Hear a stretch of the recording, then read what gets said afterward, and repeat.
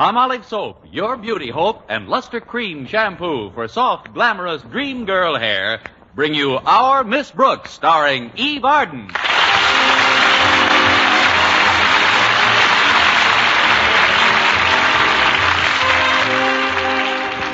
Like many of her colleagues in the teaching profession, our Miss Brooks, Madison High School's English teacher, watched the year 1948 come to an end with mixed emotions. As she puts it, although the year didn't start off brilliantly or develop too sensationally, it certainly wound up in a blaze of nothing. Of course, I did enjoy my 2 weeks vacation.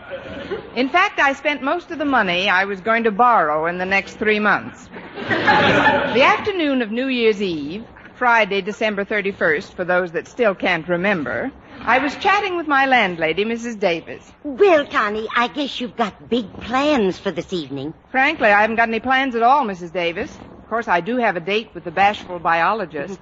Mr. Boynton, what are you going to do, Connie? Probably the same thing we did last year. Pool our money and go to Hip Sings for dinner.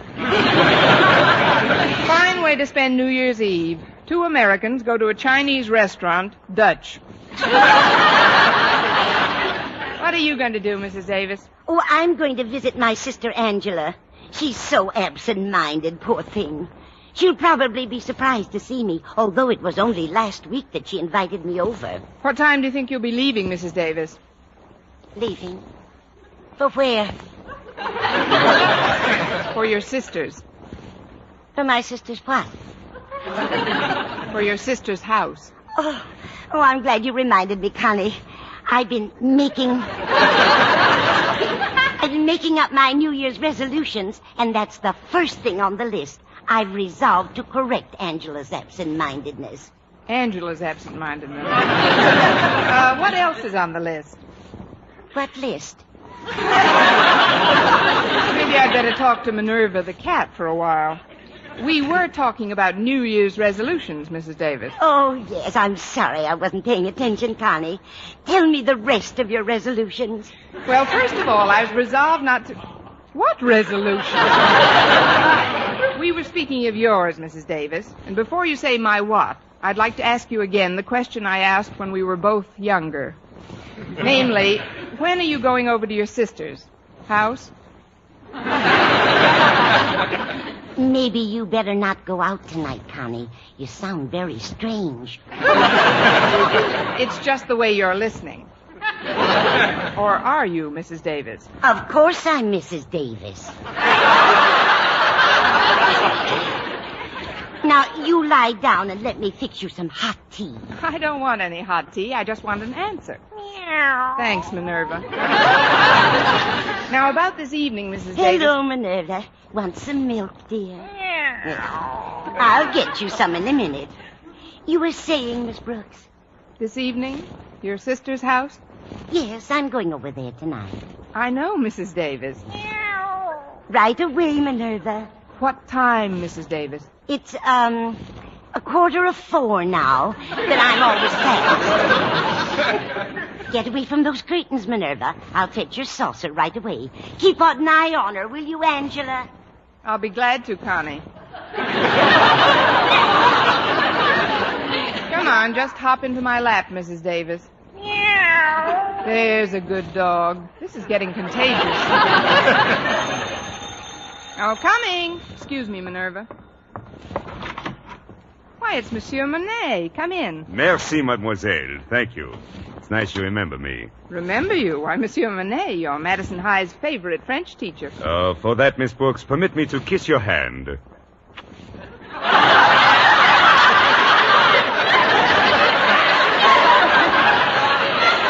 Well, let's not give the other hand a complex. Certainly not. Shall we go into the living room? I trust that I'm not arrived at, how you say, inopportunity time. What? Oh, no, this is very opportunity time. Won't you sit down, Monsieur Monet? Oh, thank you, Miss Brooks. But now that I'm teaching in America, I would appreciate it if you would call me in America. All right. What's your number? No No. I mean, call me Mr. Monet instead of Monsieur. Oh, certainly. Here you are, Kitty. Here's a nice saucer of...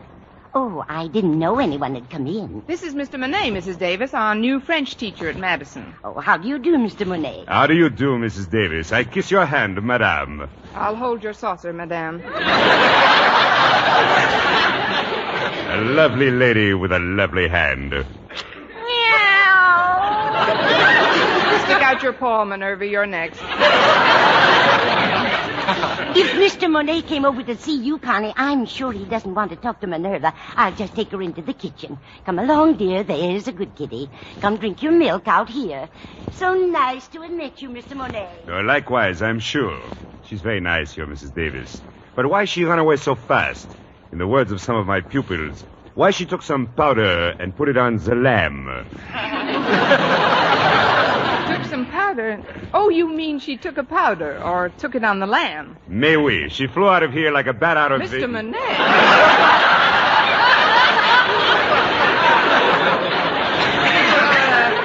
You're learning faster than you're teaching. No, Mrs. Davis was just being tactful. I guess she thought you wanted to be alone with me. Alone with you? But why, Miss Brooks? I'm a married man. Oh, I know, but Mrs. Davis doesn't know about your wife, Mr. Monet. Oh, Miss Brooks, I don't know what plans you have made for New Year's Eve, but my wife, Elaine, and I would be very flattery if you would join us. Well, thanks, Mr. Monet. I'm flattery that you should ask me. But as far as I know, Mr. Boynton is taking me out tonight. Oh, then you both must come. You see, this is not an ordinary party, Miss Brooks, although we're all going to wear evening clothes and try to have the best possible time. Elaine and I, we realize that among school teachers, there are very few, how do you call it, malted millionaires? Some of us are too thick to drink with a straw. What you're trying to tell me is that the evening won't cost much money. Is that right? Oh, it will cost you no money, Miss Brooks, but there is an admission charge. Pint of blood? No, just some old clothes. You see, I am in charge of a committee to send clothing to the poor people in France. Any sort of clothes would do, Miss Brooks. Anything that is made of cloth. Why, that sounds like a wonderful idea, Mr. Monet. I'll be delighted to come. And Mr. Boynton, do you speak for him as well? Mr. Boynton has been spoken for many times. The trouble is he doesn't answer. Oh, you mean about tonight. Yes, Mr. Monet, I feel sure I can speak for Mr. Boynton. Oh, fine. I'll be leaving then. I'll walk you to the door, Mr. Monet. Oh, my address is 9066 Shoreham Drive. Try to get there before 10. And I'm sure that as my students say, we will have a ball. I'm sure that we will. Yes, until tonight then, Miss Brooks. Stay in the groove. Oh, natch, Mr. Monet, natch. And Mr. Monet, Yes? don't take any wooden francs.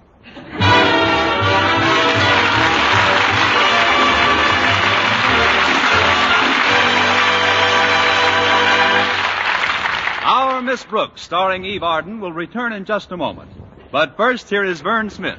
Ladies, regardless of age, skin type, or previous beauty care, doctors prove you too may win a lovelier complexion with Palmolive soap.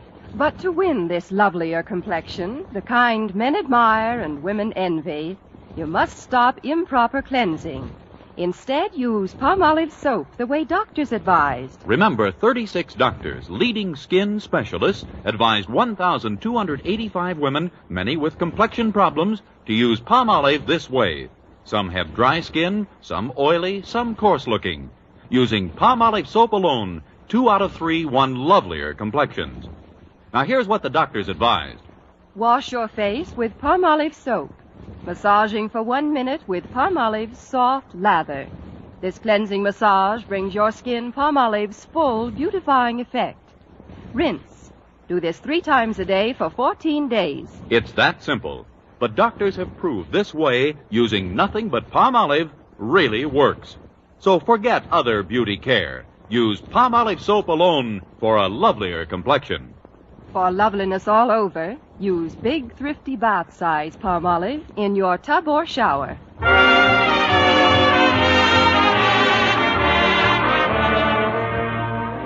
After Mr. Monet left, I tried to get Mr. Boynton on the phone to tell him about the invitation. But ours is a party line, a 4-party line to be exact, and every time I picked up the receiver, it was in use. Always careful not to lose my temper, I sat by the phone and drummed lightly on the top of the table, until my 5 fingernails were impaled in the mahogany. Then I tried it once more. As sure as my name is Lucy Schofield, that's the only way to treat men, Emma. Believe me, if I had to do it all over again, Emma, excuse me a minute, dear. I think I smell my roast burning in the kitchen. Now, that's a coincidence, Lucy. I smell my grapes burning in the living room. Hang up now. I'll call you back. So much for Emma and Lucy. I'll try it again. Oh, it worked. At least I can dial now. I hope Lucy doesn't think Emma was kidding her. Happy New Year, Daisy. Is Fred there? This isn't Daisy, and Fred isn't here. Will you please get off the line? What do you mean get off the line? Just what I said. Get off this line. Oh, Mrs. Telephone Company, huh? Look, this happens to be a party line, and I happen to be the party using it at the moment. Oh, well, that's different. If you want me to come to a party, I'll be glad to talk to you. My name is Frank Pollock. What's yours? It doesn't matter. I only... Say, Frank. Frank, are you still there? Sure, I'm still there. That was mighty nice of you to call me, Daisy. What do I think of the way I treated you? The shameful, horrible way I treated you. Don't cry, Frank. I had it coming. No. Now, will you please hang up? Your bottle is falling out of the chandelier. Well, thanks, Daisy. You're a great girl. And tell Fred to give me a buzz when he gets in. Bye now. He's getting an early start. When a body meets a body, he's had too much ride. Hello? Hello, Mr. Boynton. This is Miss Brooks. I assume we still have a date for tonight. Tonight? Oh, this is Friday, isn't it? Yes, December 31st.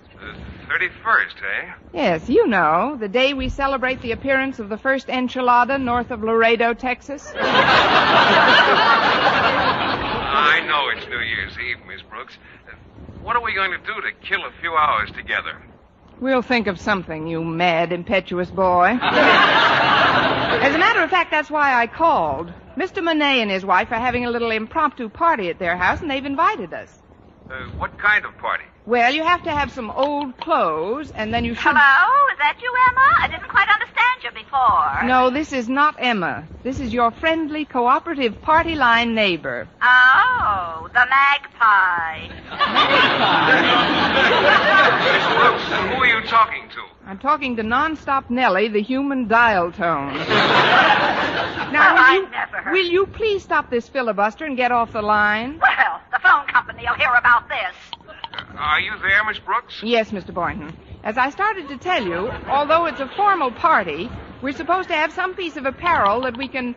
Happy New Year. Oh, not again. Who's that? Well, it's about time you got home, Fred. That is not Fred. Oh, it isn't, huh? No, it isn't.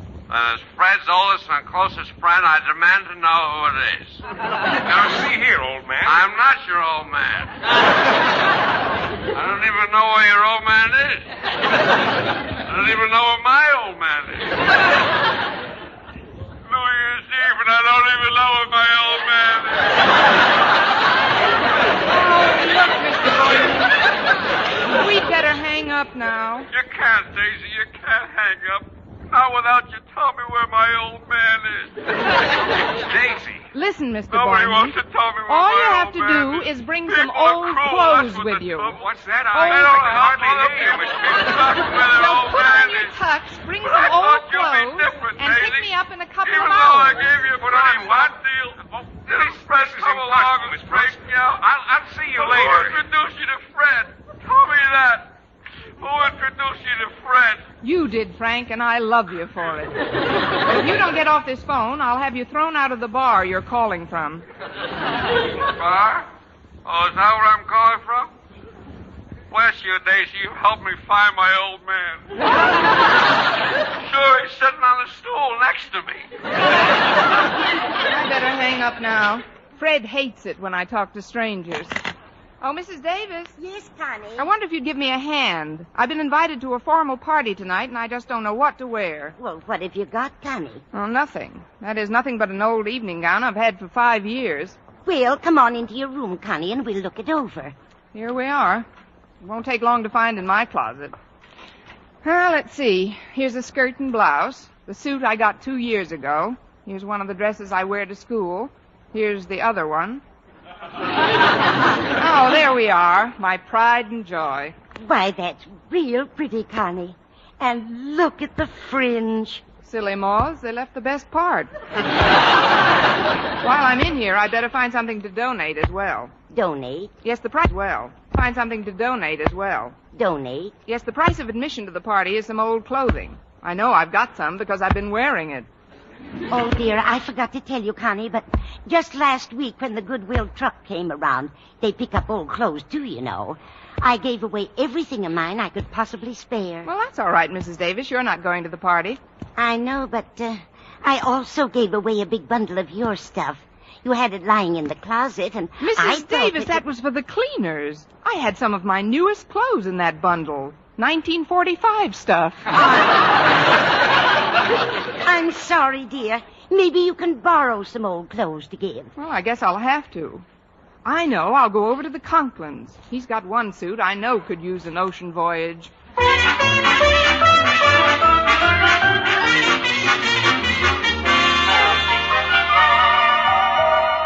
Coming.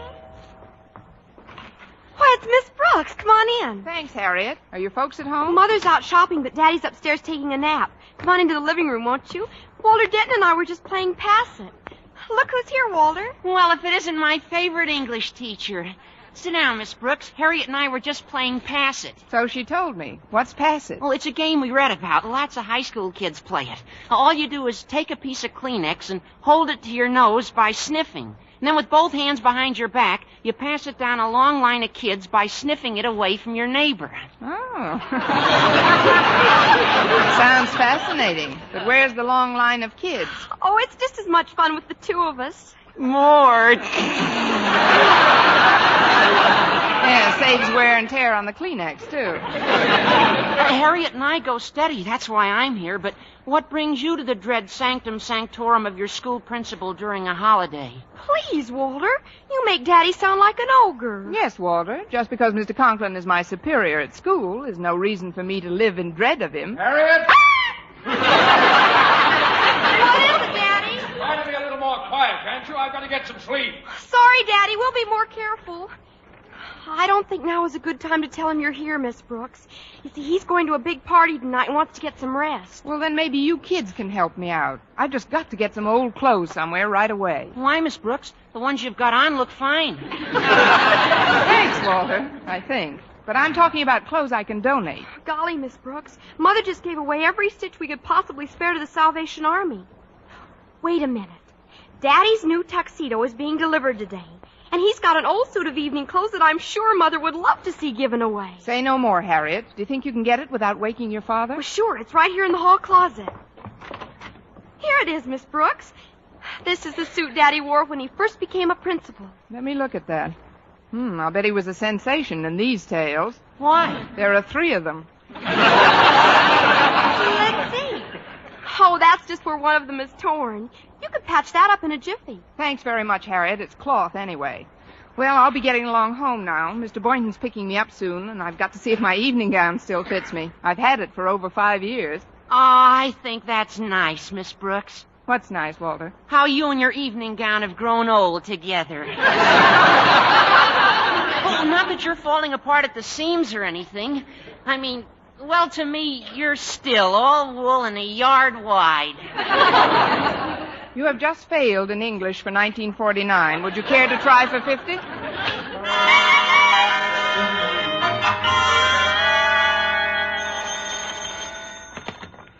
Hello? Hello, Mr. Conklin? Yes, who's this? This is Kane from Kane's Classy Cut Clothes with 4 Ks. Oh, yes. Where's my tuxedo, Kane? You promised it to me by 5 o'clock, and it's 10 of now. Oh, that's what I'm calling about, Mr. Conklin.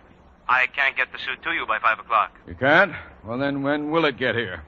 Next Tuesday. Next Tuesday? But I've got a very important party to attend tonight. Now, please, Mr. Conklin, don't yell at me. What? Yell at the Lapel Makers Union. They went out on strike yesterday. But isn't there something you can do? Somebody who can fix Now, this? calm yourself, Mr. Conklin. Even if I gave the suit to another shop to be finished, it wouldn't do any good. The buttonhole boys went out in sympathy. But how could you... Well, why do you... When did this... No, how take were it you easy, able... Mr. Conklin. When my Take it easy. There was My nothing- blood pressure is just as high as yours. So let's be good to ourselves and exercise some control. Control? But how can I... What will I... Even if I have... Now, there's no use in reason both of us aggravating. Goodbye, Mr. Conklin. Happy New Year. Happy... Harriet! Yes, Daddy, we're here in the living room. Harriet, I've had a great disappointment. My tuxedo... Oh, hello, Denton. Hi, Mr. Conklin. We're playing Pass It. Want to sniff this Kleenex off my nose onto your nose? I can think of nothing more loathsome to do. Harriet, you know where your mother put my old suit of evening clothes? Your old suit, Daddy? Yes, I've got to wear it tonight. Oh, but that old evening suit isn't any good, Mr. Conklin. It would make you look like a head waiter in a cabaret. A head waiter in... That happens to be one of the finest dress Please, suits. Daddy. I gave it to Miss Brooks just a little while ago. She and Mr. Boynton are going to a party where you have to bring some old clothes to get in. What? That does it! Not only do my teachers openly flaunt my wishes about fraternizing, but they take my evening clothes along with them. Children, do you know what I'm going to do? No, we don't. But I know one thing. If I was Miss Brooks, I'd hop in bed and pull the covers up over my head.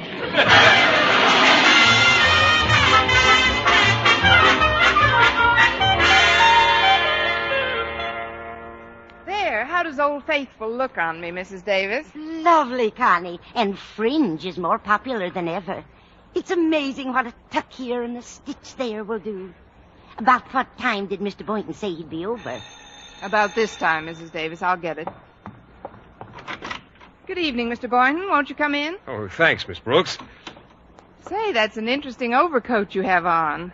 Raccoon, isn't it? Yes. It's a relic of my college days. Do you mind if I hang it up here? It's pretty warm. Go right ahead, Mr. Boynton. Then come on into the living room. All right. Oh, there, that's better. Well, Miss Brooks, you certainly look lovely tonight. Thanks, Mr. Boynton. You look... Mr. Boynton, I told you we were invited to a New Year's Eve party, didn't I? Well, yes, you did. Do you always go to a formal party in white flannels with a blazer and a beanie? Formal, but you said you had to have some old clothes to get in. Some odd piece of wearing apparel is what you told me. Oh, great. I hope your sneakers are vulcanized. I don't understand, Miss Brooks. Just what kind of a party is this? It's a formal party, Mr. Boynton, but the price of admission is some old clothes to be shipped abroad. Oh, well, I don't know. I don't usually go to parties on New Year's Eve. You don't? Well, how do you like to spend the evening, Mr. Boynton? Well, I usually have an early dinner, then catch the first show at the movies and hit the sack about 10:30. What does your doctor say about such carrying on? Look, Mr. Boynton, I've already accepted for both of us, and... Wait a minute. I've got a dress suit that might fit you. Then we can bring the stuff you've got on as our admission. Just go into my room, Mr. Boynton, and take off those clothes. Oh, Miss Brooks, what in the You'll world... find a suit of evening clothes right on the bed. Please slip them on. Mrs. Davis? Yes, Connie? Have you finished sewing Mr. Conklin's tail together? Just finishing now, Connie. Here it is, as good as new. It would make any head waiter proud. Oh, hello, Mr. Boynton. My, what a nice beanie. 3 propellers. I wish you'd tell me what this is all about, Mrs. Davis. Well, you're going to an ideal source for information. Just take this suit and put it on, Mr. Boynton, please. Well, all right, Miss Brooks, but this is all highly irregular. Now, Mrs. Davis, let's go into your room. I want you to fix my hair in the back. I'm wearing it up, you know, and it's not quite high enough. My goodness, Connie, how high do you want it? High enough so that I'll have to stand on a chair to pull it down.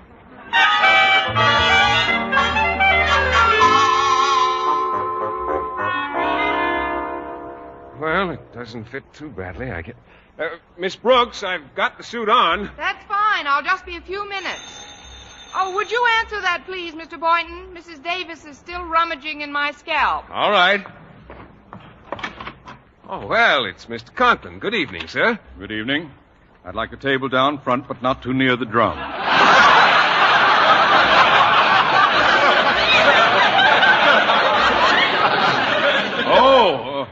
Oh, it's you, Boynton. Yes, sir. Won't you come in? No, I won't come in. Boynton, how did you... When did you... Who gave you... If it What are you wasn't New doing? Year's Eve, I'd swear that Mr. Conklin had come by. Oh, it is you, Mr. Conklin. Miss Brooks, I demand the return of my evening clothes at once. Your evening clothes? I cannot tell a lie, Mr. Boynton. Take it off. Take it off. Take it off. Well, don't just stand there, Mr. Conklin. Applaud a little.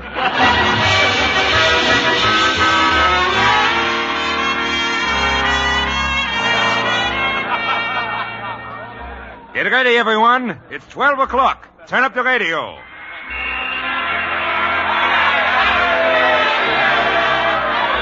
Well, Miss Brooks, nice party, no? Oh, very nice, Mr. Monet. Ah, but it's midnight now. The band is playing Auld Lang Syne, and everyone should be kissing someone. Where's your Mr. Boynton? Oh, haven't you heard, Mr. Monet? He hit the sack at 10:30.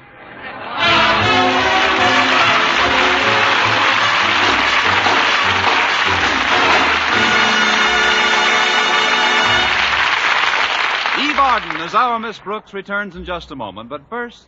Dream girl, beautiful luster cream girl. Tonight, show him how much lovelier your hair can look after a Luster Cream shampoo. Only Luster Cream brings you Kay Daumit's magic formula blend of secret ingredients plus gentle lanolin. Gives loveliness lather even in hardest water. Glamorizes your hair as you wash it. Luster Cream, not a soap, not a liquid, but a dainty cream shampoo. Leaves hair fragrantly clean, free of loose dandruff, glistening with sheen, soft, manageable.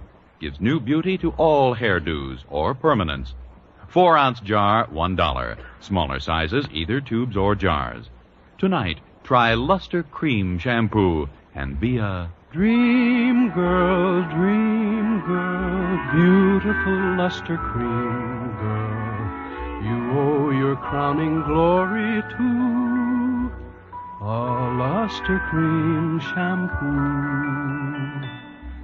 And now, once again, here is our Miss Brooks. Well, Mr. Boynton didn't show me such an exciting New Year's Eve, but we had another date the next day, today.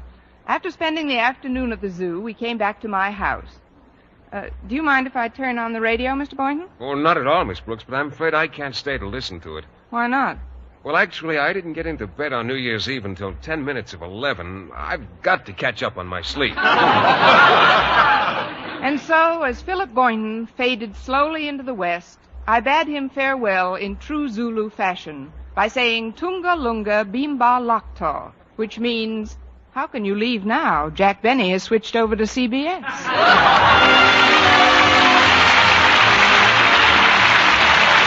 Next week, tune in to another Our Miss Brooks show brought to you by Palmolive Soap, your beauty hope, and Luster Cream shampoo for soft, glamorous dream girl hair. Our Miss Brooks, starring Eve Arden, is produced by Larry Burns, written and directed by Al Lewis, with music by Wilbur Hatch.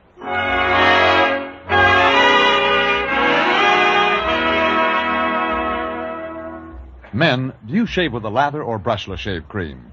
Palmolive shaving cream comes both ways, and whichever way you prefer to shave, you'll find that using either Palmolive brushless or Palmolive lather shaving cream can bring you more comfortable, actually smoother shaves. Here's the proof.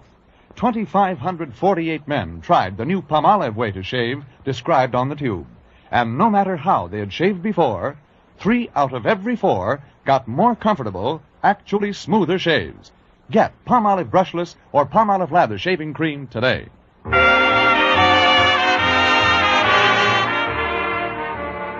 For mystery liberally sprinkled with laughs, listen to Mr. and Mrs. North, the exciting, fun-packed adventures of an amateur detective and his beautiful wife.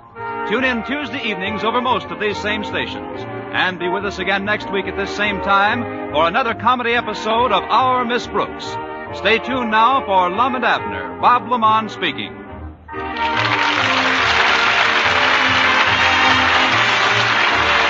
This is CBS, the Columbia Broadcasting System.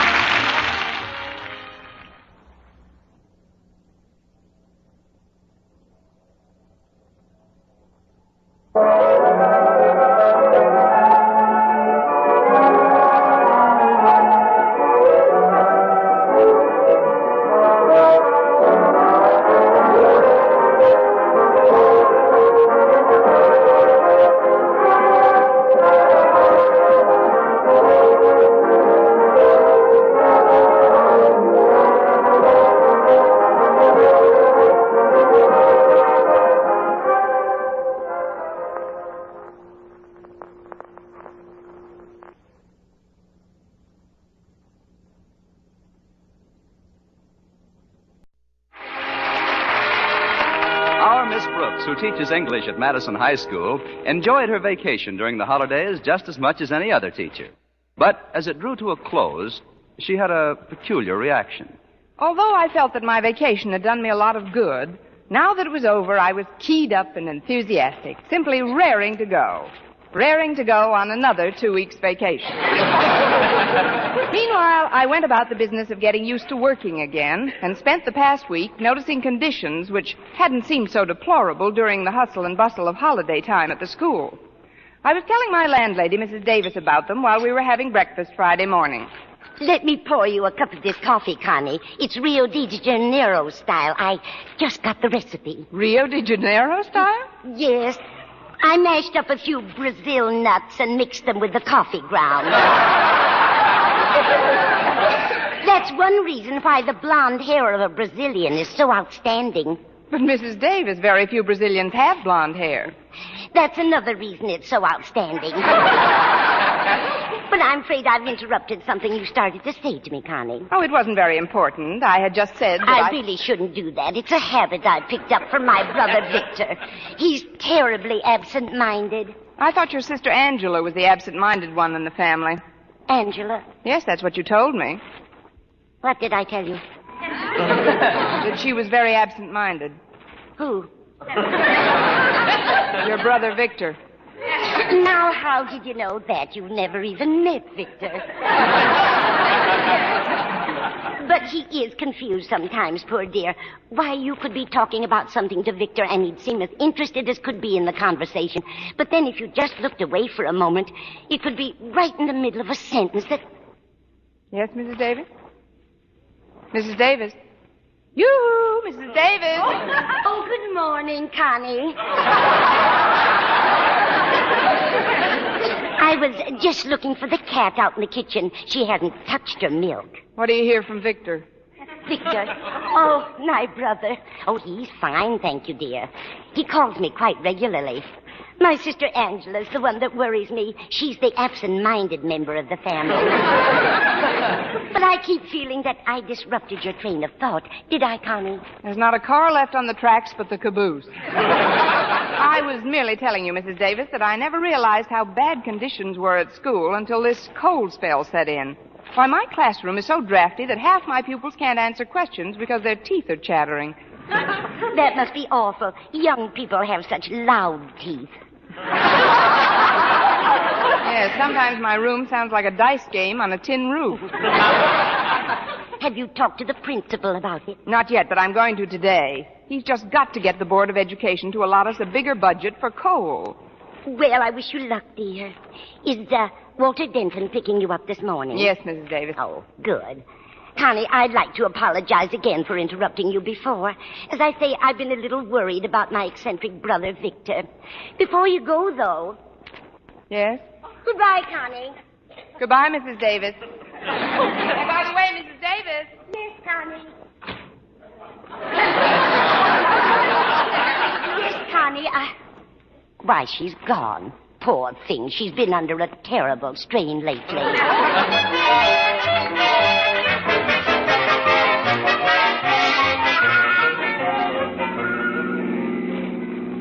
I'm glad you picked me up early, Walter. I've got to stop in and see Mr. Conklin before my first class. Oh, golly, Miss Brooks, there must be some pleasanter way to start off a Friday morning for a perfectly nice English teacher. Yes, there must be. Oh, it isn't that I don't respect Mr. Conklin. It's just that...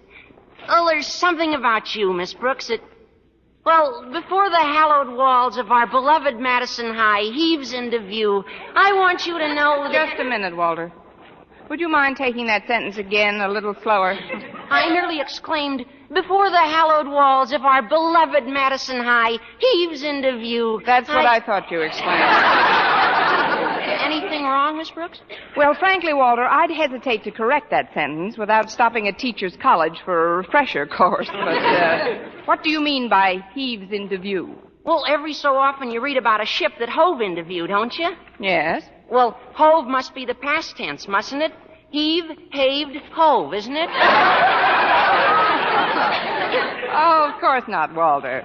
Heave, heaved, haved, heave, haved. What do you want me to know before Madison High heaves into view? that you command as much respect as Mr. Conklin, plus the admiration of the entire student body, and that your personal warmth and charm is only exceeded by your excellence in your chosen field of instruction. Ain't it the truth? I don't want to seem unduly inquisitive, Walter, but to what do I owe this verbal plaque? Nothing. It's just a natural reaction. Completely spontaneous and unrehearsed. And what did you get from our sponsor when you were selected as a contestant? A pen and pencil set that's guaranteed... Oh, no, that's not fair. No, I'm being completely sincere and have no ulterior motive whatsoever. Then thank you, Walter. No, that's okay. Miss Brooks? Yes? Would you do me a favor? If I say no, you'll take back the plaque. Well, what is it? Well, it's a basketball team. As you know, I'm the new manager, so it's up to me to see Mr. Conklin about getting some things that we need immediately. And? And it's up to you to see Mr. Conklin for me, because I'm rarely up to seeing Mr. Conklin. What I mean is that we've just got to get some more trunks. Where are you going? No, we're not going anywhere. No, we need stuff for the guys to put on while they're playing. You see, right now, every time we send in a substitute, he has to take a blanket along with him and change trunks with the fella he's replacing. About 10 pairs should do fine. 10 pairs? Why don't you just get a larger blanket? Oh, no, this is serious, Miss Brooks. Oh, another thing you've got to talk to Mr. Conklin about for me is the temperature in the gym. It's so cold in there, a good humor man has to referee the game. Of course, I'm exaggerating, Miss Brooks. I know, Walter, but, A, just what do you want me to ask Mr. Conklin? And B, why should it be me instead of you? Well, A, to requisition $100 worth of equipment for the basketball team from the school board, and B, because you're older and carry more weight. And C, if we were driving in my car, you'd be walking by now. Oh, you don't understand, Miss Brooks. I'm not trying to shirk my duties, but, this is a legitimate beef. Let me put it this way. In the stockyards, when they want the sheep to run a certain way, they don't send a little lamb out to guide them. They send an old goat.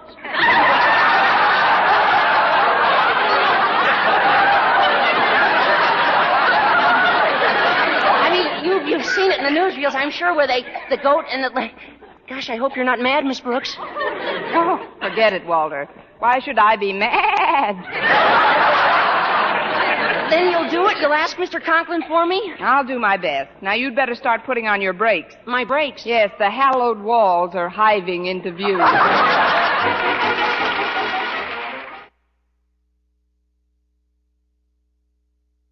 Ladies, regardless of age, skin type, or previous beauty care, doctors prove you, too, may win a lovelier complexion with Palmolive soap. But to win this lovelier complexion, the kind men admire and women envy, you must stop improper cleansing. Instead, use Palmolive soap the way doctors advised. Remember, 36 doctors, leading skin specialists, advised 1,285 women, many with complexion problems, to use Palmolive this way. Some have dry skin, some oily, some coarse-looking. Using Palmolive soap alone, 2 out of 3 won lovelier complexions. Now, here's what the doctors advise. Wash your face with Palmolive soap. Massaging for 1 minute with Palmolive's soft lather. This cleansing massage brings your skin Palmolive's full beautifying effect. Rinse. Do this 3 times a day for 14 days. It's that simple. But doctors have proved this way, using nothing but Palmolive, really works. So forget other beauty care. Use Palmolive soap alone for a lovelier complexion. For loveliness all over, use big, thrifty bath-size Palmolive in your tub or shower. Well, here we are at school, Miss Brooks. If you will kindly disembark, I'll find a place to park and then return for a joust with the forces of education. If I was a gambler, Walter, I'd bet on you to place. Oh, there's Harriet Conklin. I think I'll ask her what kind of a mood her father's in. Okay, Miss Brooks. I'll see you later. Just a minute, Harriet. I'd like to talk to you. Oh, hello, Miss Brooks. I'm glad we ran into each other. Same here. Harriet, did you have breakfast with your father this morning? Well, yes, I did. How was he? His temper, I mean. Pretty good, Miss Brooks. Until Mother showed him some of the bills that had come in. Then what did he do? Nothing unusual. He just slammed down his paper, bit through his coffee cup, and left. It could have been worse. Sure, he could have bitten your mother. That's one of the reasons I'm glad we ran into each other. Miss Brooks, did I ever tell you what an unending source of inspiration you are? Oh, I must end somewhere. I mean it, Miss Brooks. You're more than just an excellent instructor of English. You're... I'm the patsy who's going to face your father with one of your problems. All this and psychic, too. How did you know I wanted you to talk to Daddy for me, Miss Brooks? Well, why should you be an exception, Harriet?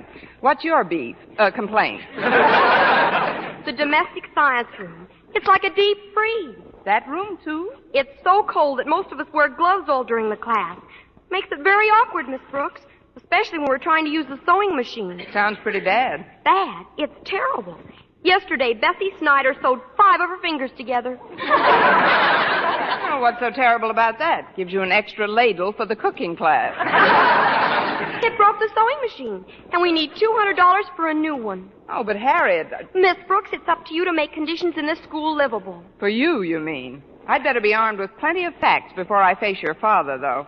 I think I'll make a survey of the rest of the rooms. Starting with Mr. Boynton's biology laboratory? Now who's psychic?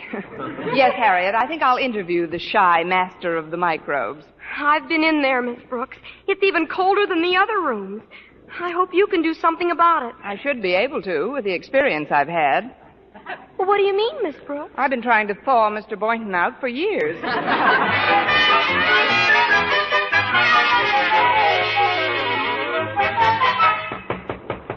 Come in. Hello, Mr. Boynton. Oh, it's you, Miss Brooks. How do you feel this morning? Cold, thanks, especially in here.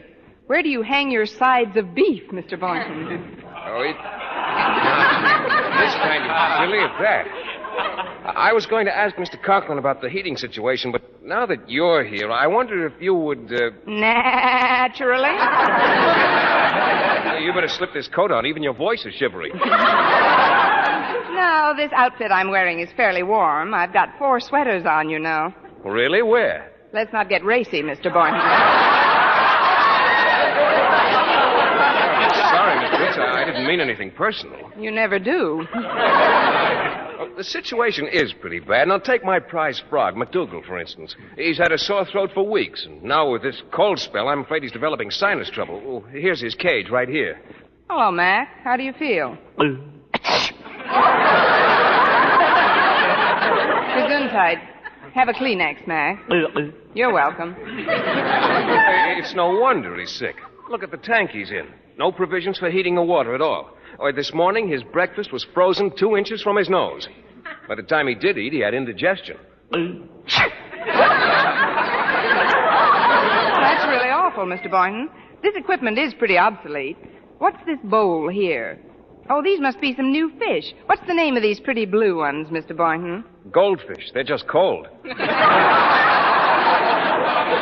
could slap their fins together. Oh, look at these cute little guinea pigs. Now, they're what I call sensible animals. Look how they huddle together for warmth in their cage. You know, Mr. Boynton, you and I could keep kind of warm that way, too. Oh, no, we couldn't, Miss Brooks. We could never fit into a cage that size. Well, no, but it would be fun trying to. Look, Mr. Boynton, about what do you estimate it would cost for new equipment for this lab? Oh, a couple of $100, roughly.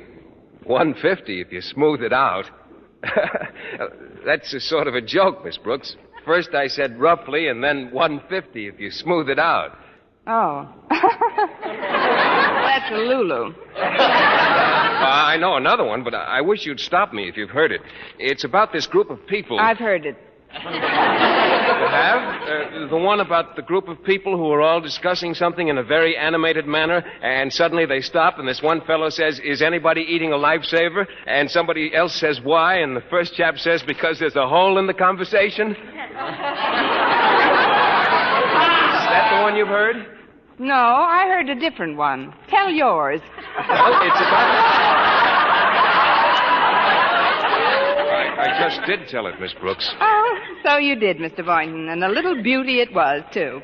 But I better get ready for my first class now. I'll see Mr. Conklin at the beginning of lunch period. Well, it's awfully nice of you to do this, Miss Brooks. Will you have lunch with me afterwards? Oh, I'd love to, Mr. Boynton. And, Miss Brooks, Please don't even bring your purse with you. It only embarrasses me when you try to pay your own check in the cafeteria. All right, Mr. Boynton. I'll leave my bag in my desk. Fine. When I see you to your room, I can pick up what you owe me. That's a good one, too. What am I laughing at? He's not kidding.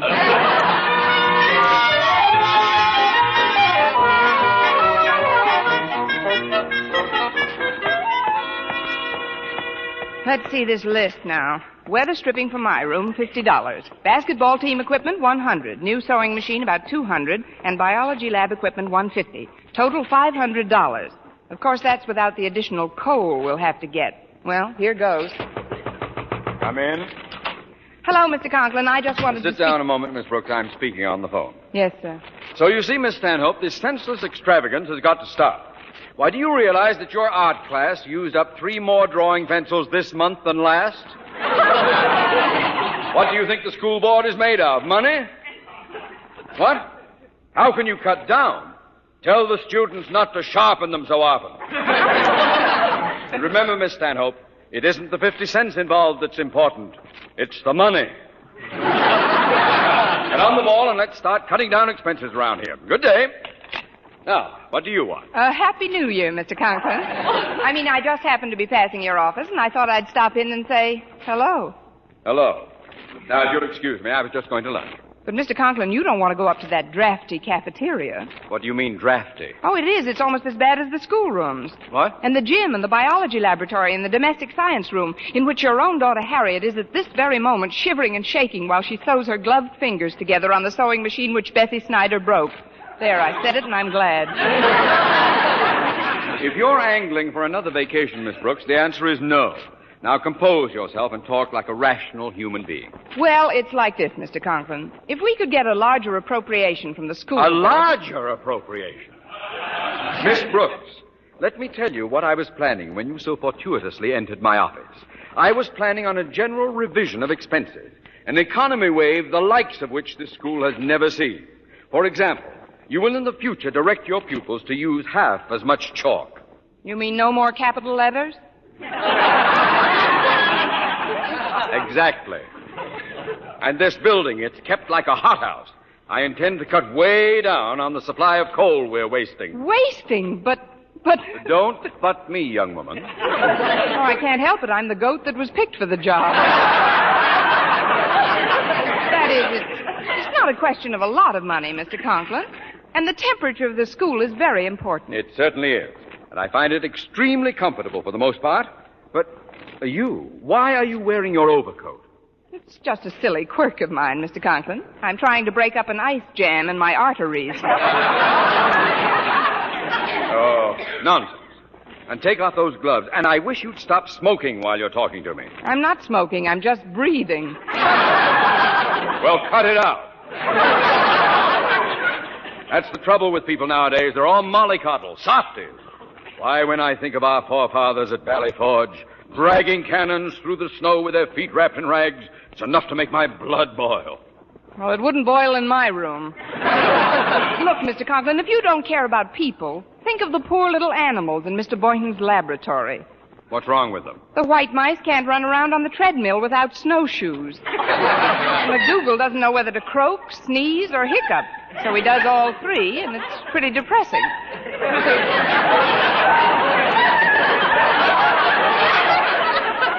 Well, then don't listen to it. And how about the basketball team? Walter Denton says that every time one of his substitutes goes into a game, he has to hide behind a trunk while they're changing blankets.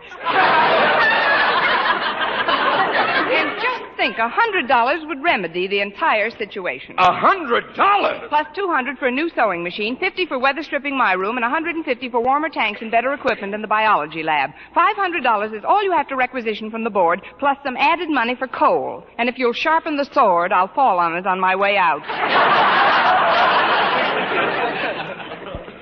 Miss Brooks, I'm going to try to control myself. I'm going to walk over to that window and look out of it. A moment later, I'm going to turn around, and you will have gone quietly out of the door.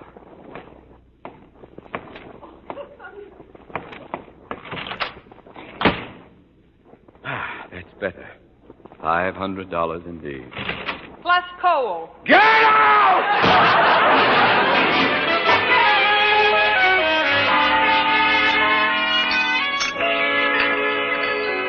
Well, here I am, Miss Brooks. The cafeteria was pretty crowded today. Young Denton here invited us to share his table. Sure, sit down, Miss Brooks. Want me to get you a tray? Thanks, Walter, but I haven't time to eat right now. I've just left Mr. Conklin's office, and he's flatly refused to requisition a penny from the school board. But the temperature, my animals, McDougal's toes are frostbitten now. And how about my basketball team? We got a very important home game on tomorrow night, and that gym is just icy. Oh, we gotta do something, Miss Brooks. We just gotta get some more coal into this building. Well, maybe we could start an airlift. No, I guess not. Wait a minute. The only way to make Mr. Conklin see the necessity of improving the coal situation is to pretend we're all coming down with colds. You mean go into his office sneezing and coughing and all? Exactly. He won't dare face a school board investigation if he thinks an epidemic is starting. Besides, I happen to know he's quite a hypochondriac when it comes to contagious germs. But if we really don't have colds, it'd be lying to say we have, wouldn't it? It's a white lie for the common good, Mr. Boynton. Oh, but you know what happens to me when I tell a falsehood. I have a psychosomatic symptom that causes me to hiccup. Well, we'll have to take that chance. Think of McDougal, Mr. Boynton, and those blue goldfish swimming around depending on you to do something. I'll do it, Miss Brooks. I'll be darned if I don't. Oh, I beg your pardon.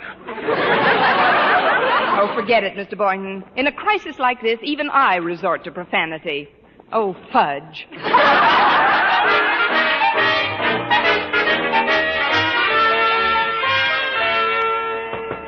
Come in. Mr. Conklin, I got a bad cold.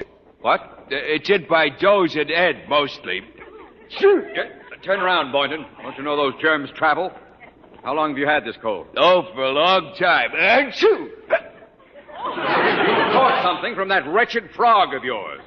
Now go take some aspirin, go home early, do something, but get out of this office at once. But, Mr. Conklin, if my laboratory was a little bit warmer... I'll talk to you after you've recovered, Boynton. Fine, Mr. Conklin. Thank you, sir. Achoo! Better open the window and clear the air in this room. That's better. Come in. It's me, Mr. Conklin. Water deaded. What do you want, Denton? As manager of the basketball team, I'd like to request a warmer gym. A what? A warmer gym to play in. It's freezing in there. I got a cold. You too? Well, cover your face when you sneeze. We got a very important game to play tomorrow, and we need some heat badly. Heat? Well, if you've got such a bad cold, Denton, you'd better not come round to the game tomorrow. What? I'll be there, and I'll appoint another manager. But I'm not that sick, Mr. Conklin. Gosh, I feel great. I think I know what you mean, Denton. This is all a scheme to get me to ask the board for more money. And I think I know who put you up to it, too. She did not. Oh, that is... Come in, Miss Brooks. How did you know it was me, Mr. Conklin? I heard you rehearsing your sneeze. Gee, you look great, Miss Brooks. Never saw you looking better. Thank you, Walter. You couldn't possibly have a cold or anything the way you look. Know what I mean? Keep talking, Denton. I don't mind. Why, what's the matter with you, Walter? I've a terrible cold in my chest and my head. It's from my room, Mr. Conklin. Mr. Conklin, if that is the scream, you sure do a funny imitation of a person with a cold, Miss Brooks. What do you mean, imitation? Sure. Everybody knows you're just fooling. Among my own pupils. A stool pigeon. I knew this was all a plot, Miss Brooks, and I'm ashamed of you. Why, just because there's a little fresh air circulating through the school. Good fresh air, you throw a fit. Our forefathers should see you now. Those men at Valley Forge dragging the cannon through the snow with rags tied around their feet. Why, when I think of those... The door was open, so I just came on in, Daddy. What is it, Harriet? I talked to Mother on the phone a little while ago, and her back's bothering her a bit. She'd like the heating pad. What heating pad? The one you've got under the cushion you're sitting on. Here's the plug back here. Now, if you'll just get up a minute. There we are. I'll take it home to Mother right away. Where in the world did that thing come from? From Valley Forge, of course. The boys... The boys must have got some hot rags for their feet.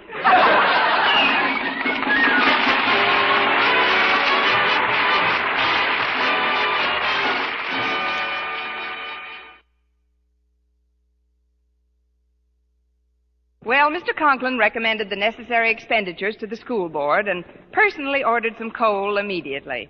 I thought it was a very sportsmanlike and unselfish gesture, and I started to tell him so when I met him in the hall.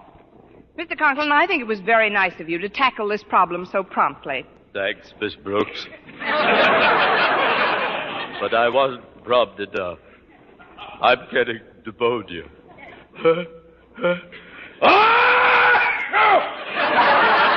Oh, what's the difference, Mr. Conklin? As long as you've got your health.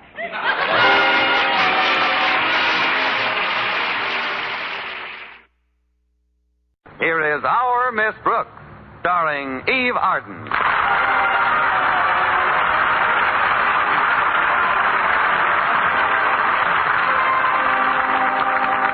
Last Friday was Student Government Day, a day upon which the entire administration of the city is handed over to high school pupils who have been elected by their classmates.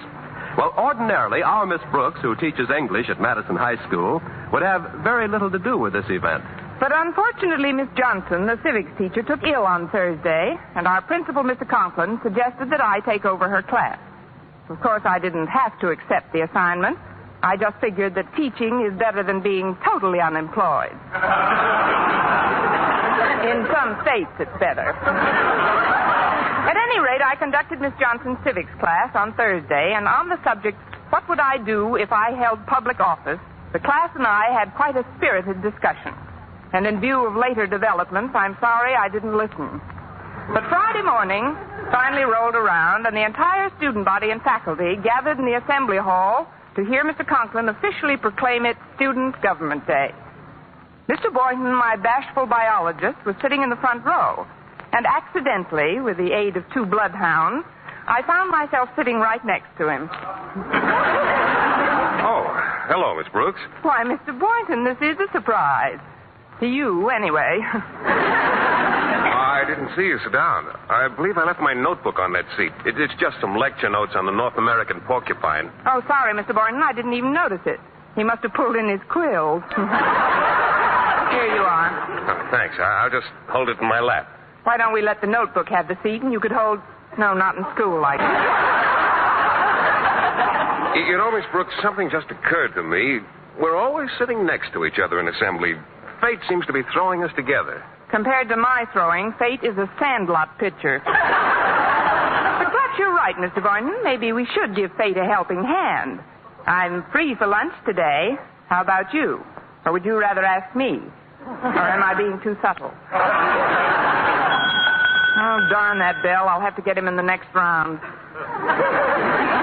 Students, faculty members, and honored guests.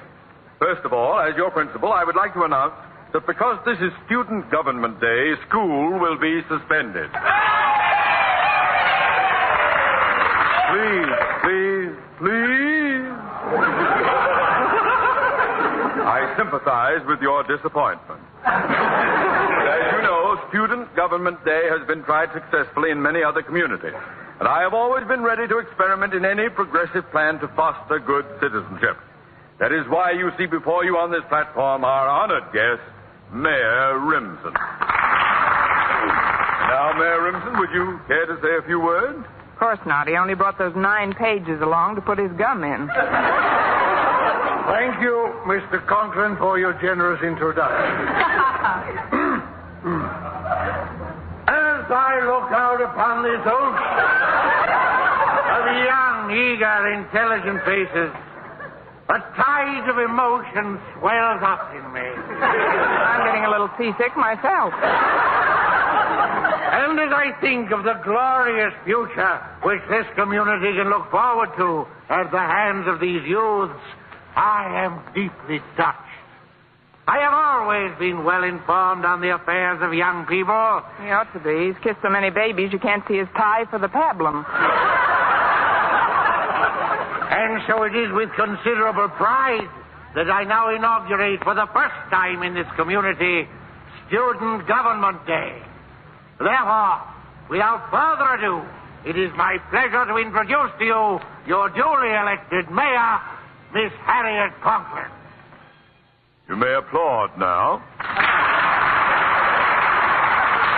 Thank you. My constituents, friends, and Mayor Rimson, I intend to show this community something new and different by making my term of office a clean and honest administration. Well, now... We will not tolerate graft and corruption. We know. Thank you, Harriet Conklin.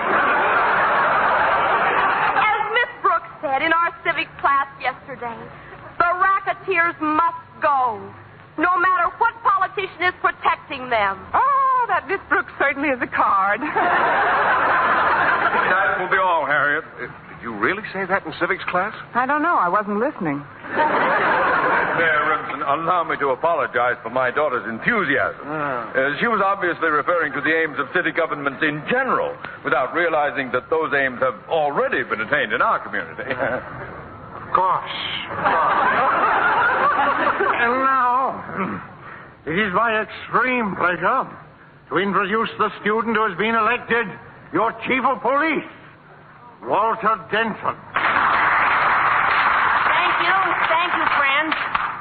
As your incumbent police chief, I cannot re-emphasize too forcefully the remarks Miss Brooks made in civics class yesterday. To wit, every crook and grafter who has been mulcting the city treasury of funds has got... Thank you, Chief of Police Walter Denton. I haven't finished my speech. Oh, yes, you have, Denton. But Mr. Conklin, as Miss Brooks said just yesterday... This is not a symposium on the memoirs of Miss Brooks. Or maybe it is. Miss Brooks, you here? No, I couldn't make it today. What's that? Oh, there you are.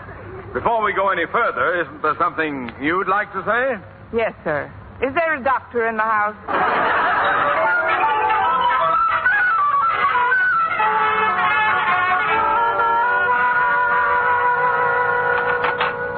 You sent for me, Mr. Conklin? Yes, Miss Brooks, I did.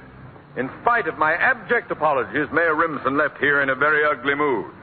Now, Miss Brooks, just what happened in civics class yesterday? Well, we had an open discussion, and somebody opened it wider than I realized. But we only discussed corrupt city administrations in general, Mr. Conklin. We made no specific mention of Mayor Rimson's corrupt administration. Never mind what you mean. Thanks to you, we've got a band of young malcontents on our hands.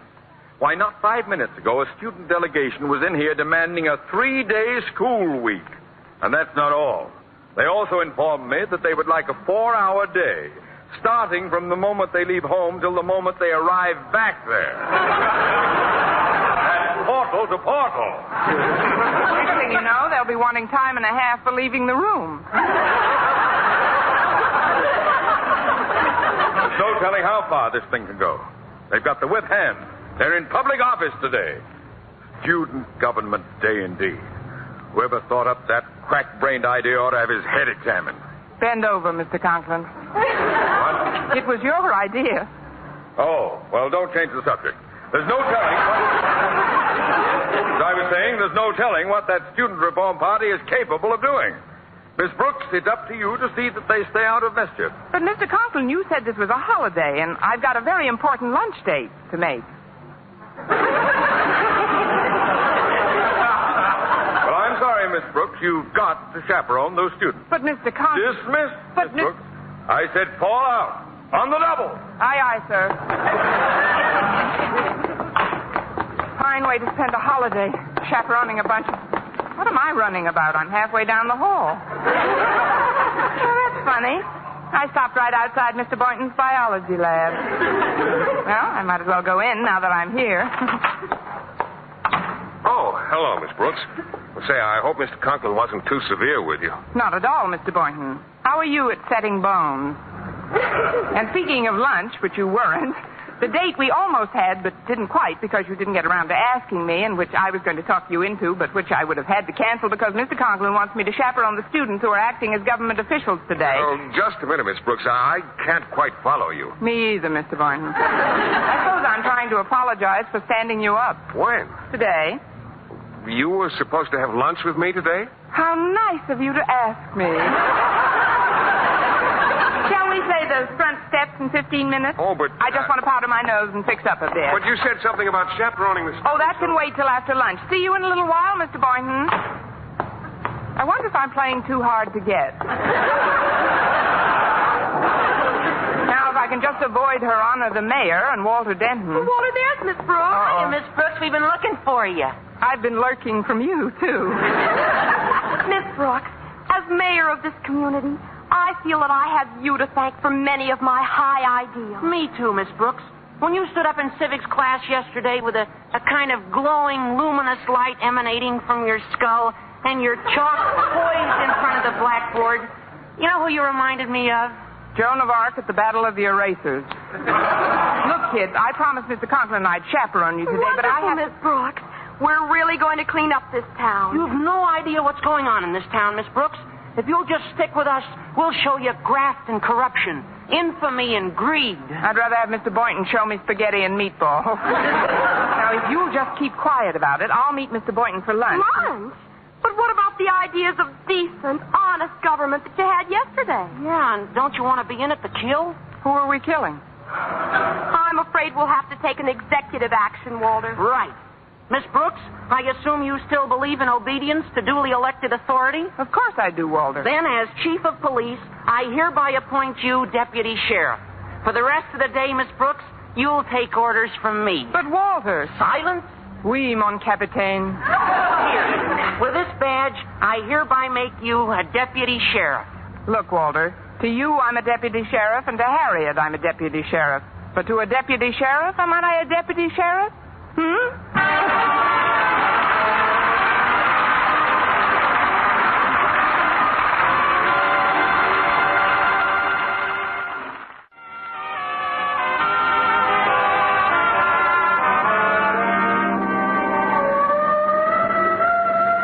better pull over, Walter. Why, Miss Brooks?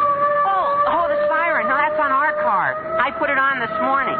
I don't want to see insubordinate, Chief, but just where are we going? To the Jackpot Amusement Company's warehouse. We've been watching the place for weeks, Miss Brooks, in preparation for today. And we've seen truckloads of slot machines delivered there. Slot machines? Sure. The kind they put in the back of candy stores where little school kids can spend their lunch money in a futile effort to get rich quick. You know, where you pull a lever and try to hit as many bumpers as possible. Oh, the game I play in my car. It's the one-armed bandits that keep the kids broke. Oh, they're all fixed. Fixed? Sure. If a machine pays back more than 5 cents on the dollar, they break its arm. Here we are, the Jackpot Amusement Company. What are we going to do here? We're going to raid the place. We three? No, there's another bunch of kids coming any minute. You see, the fire commissioner had to go home and change his pants. He tore him sliding down the pole at the firehouse. Well, are you all ready, men? Speaking for some of us men, no. Now, when I blow my police whistle, we'll charge. Sorry, I don't have an account here. Let's go. I'm with you, Walter. Oh, now, Walter, Harriet, listen. Let's go to a movie. Open up in the name of the law. Are you going to open up, or do we have to break it in? Walter, please. Stand in back of Miss Brooks, Harriet. Oh, fine. Now they're going to use me for a battering ram. What's going on out here? Trick or treat. What's that? Are you one of the employees of the Jackpot Amusement Company? What if I am? You're under arrest. What? Miss Brooks, you're a deputy sheriff. Arrest this man. Pull over to the curb, bud. Look, lady, I'm a busy man. Why don't you just take your kids over to the playground and shove them down a sharp slide? Now beat it. Oh, resisting arrest, eh? This may go hard with you, my good man. What's going on here? Who blew the police whistle? I did. Officer, arrest this man. What did he do? He tried to get fresh with you, lady. No, and that's the story of my life. And what do you want him arrested for? Yours not to reason why. As your chief of police, I gave an order. Your duty is to obey. How does that go again, Sonny? You heard him, officer. As mayor, I decree that you arrest this individual. Now, let me get this straight. You're the mayor, and he's the chief of police. Ah. Who are you, lady? I'm Joan of Arc, and stop breathing on my armor. I do not wish to be rude, but I have to go in now. You see, I am Little Miss Muffet, and I have to go sit on my tuffet for a while. This is your last chance, officer. Arrest that man in there, or tomorrow you'll be pounding a beat in a swamp. Oh, pounding a beat in the swamp, is it? Do you realize this is insubordination? Oh, insubordination, is it? You've just got to arrest that man. Oh, arrest that man, is it? This is getting monotonous, was it? Look, folks, why don't you all run along and we'll forget about the whole thing? Oh, that settles it. Miss Brooks, arrest this policeman. Arrest this policeman, is it? Now, don't start that again. Will you go quietly, or do I have to use the bracelet? Take it easy, lady. We'll settle this in a minute. That doesn't frighten anybody. I got one of those, too. Good for you, Sonny. Some people don't seem to be familiar with the Constitution of the United States, which says, we, the people of the United States Or of for America, that matter, the in order to Declaration form a of more Independence, perfect union, says, establish justice. Little Jack Horner sat in the corner eating his Christmas pie. He stuck in his thumb and pulled out a plum, and along came the Black Mariah.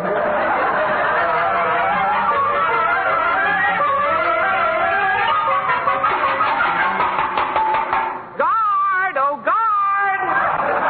That's no use, Miss Brooks. He won't even listen to us. Let me call him. After all, I'm still mayor. Fine mayor. She's been in office 6 hours and the whole administration's up the river. Much your fault as mine. You and your police whistle. Now, don't start bickering, children. Maybe if we behave ourselves, they'll make us trustees. Hello out there. Oh, guard. Jailer. Turnkey. Shut up! My, what ill-bred screws.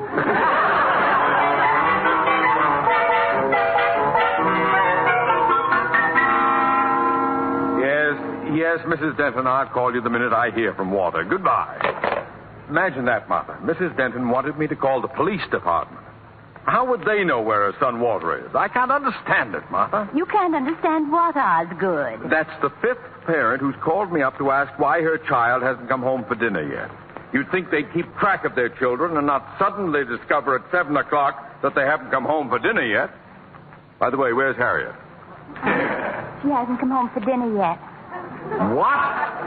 Well, don't just stand there. Do something. Call Miss Brooks. I put the children in her charge. Call the police. The Bureau of Missing Persons. Get the district attorney. Contact the mayor. Find out if there's somebody else. Why don't they... Well, maybe you could get hold of them. But I don't know what you're just standing there for. I'm here to... Why you're not... Why don't you do something? Get going. Osgood. Sometimes you sound like a walrus caught in a turkey bath. I did call Miss Brooks. Mrs. Davis says she wasn't home yet. Poor woman. She's had dinner on since 6. She's terribly worried about her stewed tomatoes. Please stop sniveling about Mrs. Davis's tomatoes. We've got our own tomato to worry about. Please, dear, calm down a little. Here, have some fruit. It's very good for the nerves. I don't want any fruit. Oh, that's probably Harriet now. I'll answer it. I mustn't lose my temper. I must be calm. Hello? Osgood. You're talking in a banana. No wonder with the house all cluttered up with fruit bowls. Hello? Is that you, Harriet? No, Osgood. This is Margaret Davis. Oh. I've just had a call from Miss Brooks. You have? Yes, Osgood. Harriet, Walter Denton, and several of the other students are with her. Oh, well, thank heaven. Tell me, Margaret, where are the children and Miss Brooks? They're in jail, Osgood. Fine. You see, Martha, I told you there was nothing to worry about. Miss Brooks and the children are all in jail. Martha, take this phone out of my hands and put back the banana.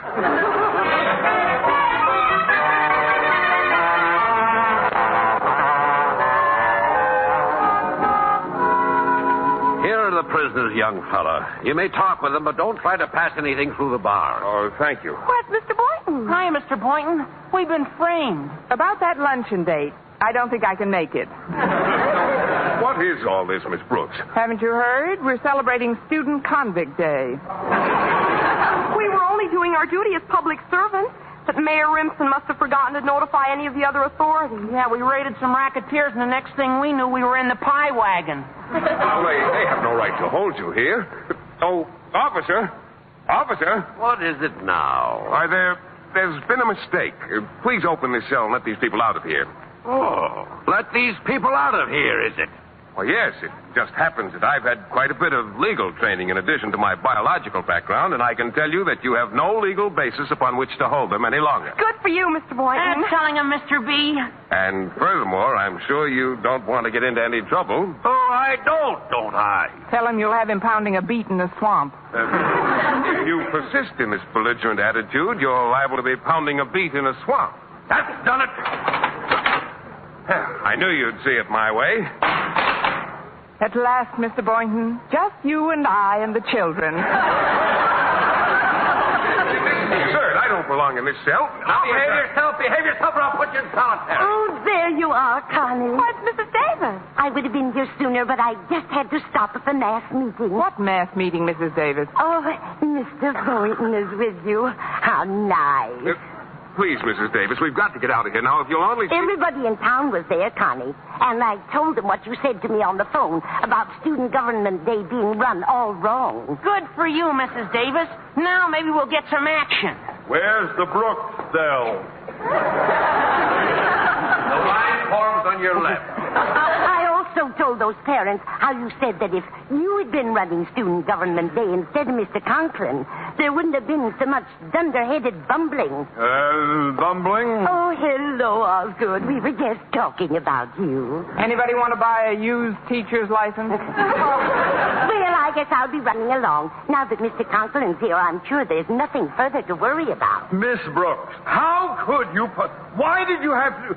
When were you... Oh, please, Mr. Conklin, remember your blood pressure. It wasn't Miss Brooks' fault, Daddy. Don't blame her. And you, Harry, in prison. How could you do this to me? My own flesh and blood. If you've got his blood, Harriet, you better watch your pressure, too. Quiet, gentlemen. Miss Brooks, my painful duty to inform you that you are under suspension for conduct unbecoming a teacher. Have you anything to say in your own defense? Yes, Your Honor. I'd like a new trial. On what ground? On the grounds that I'm not doing so well in this one. We'll discuss that at the proper time. Meanwhile, you children remain here in Mr. Boynton's charge until I can arrange to have... Mr. Boynton? Hello, Mr. Conklin. What in the world are you doing here? I'm just visiting, Mr. Conklin. One of those guests you just can't get rid of. Well, we'll see all about this. I'm going straight to Mayor Rimson's office. I'll handle this matter personally. Oh, but what'll I do in the meantime? With a little luck, 30 days.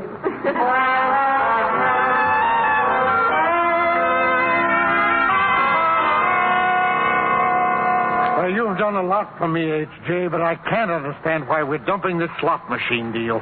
Because it's too hot, Mayor. Besides, our cut ain't big enough. Also, the people are up in arms. The people? What do they know about it? Ed, I'm surprised at you. What do my initials stand for? H.J., Honest Jim. I'm the people's friend, Ed, and we got an election coming up. We can't afford to let the people get upset, or the first thing you know, they'll start thinking for themselves. And then where are we? Okay, Jim, okay. I'll have the jackpot company get rid of those machines right away. No, I've got a better idea. Ed, you're going to make yourself a hero with every parent in this community. Huh? You're going to let the kids do this job, the kids who were elected to public office for this one day. Wonderful, Jim, wonderful. I'll call all my department heads, and I'll tell them the students holding office that I have complete authority. Fine, Ed. It's democracy in action. That's what it is. Yes, sir, democracy in action. And Mayor Rimson is solidly behind it. Until after election.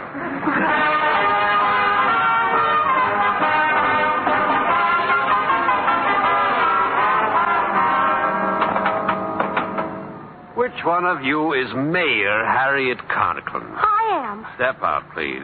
Now, which one of you is Chief of Police Denton? Oh, that's me.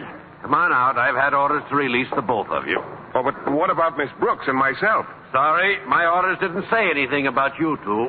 But I insist that you release them immediately. Quiet, Walter. Orders are orders.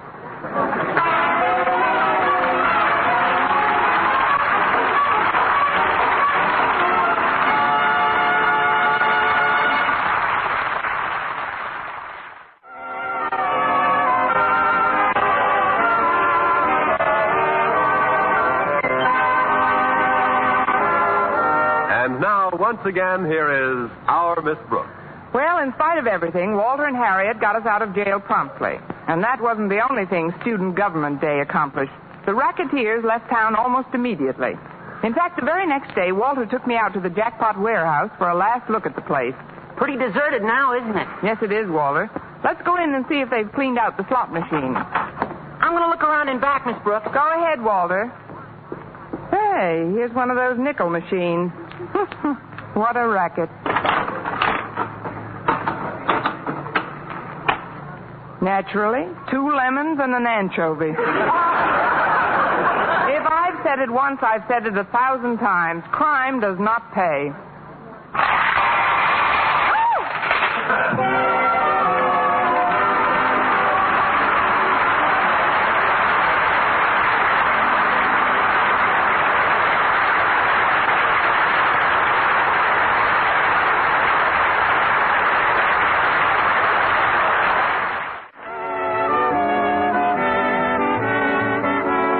Miss Brooks, starring Eve Arden, was produced and directed by Larry Burns, written by Arthur Alsberg and Al Lewis, with the music of Lud Bluskin.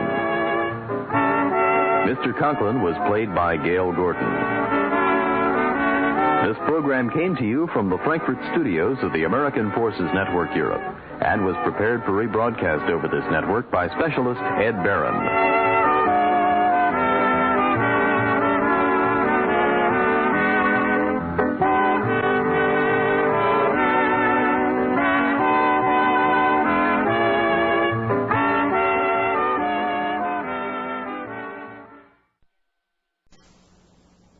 Palmolive Soap, your beauty hope, and Luster Cream Shampoo for soft, glamorous, caressable hair bring you Our Miss Brooks, starring Eve Arden.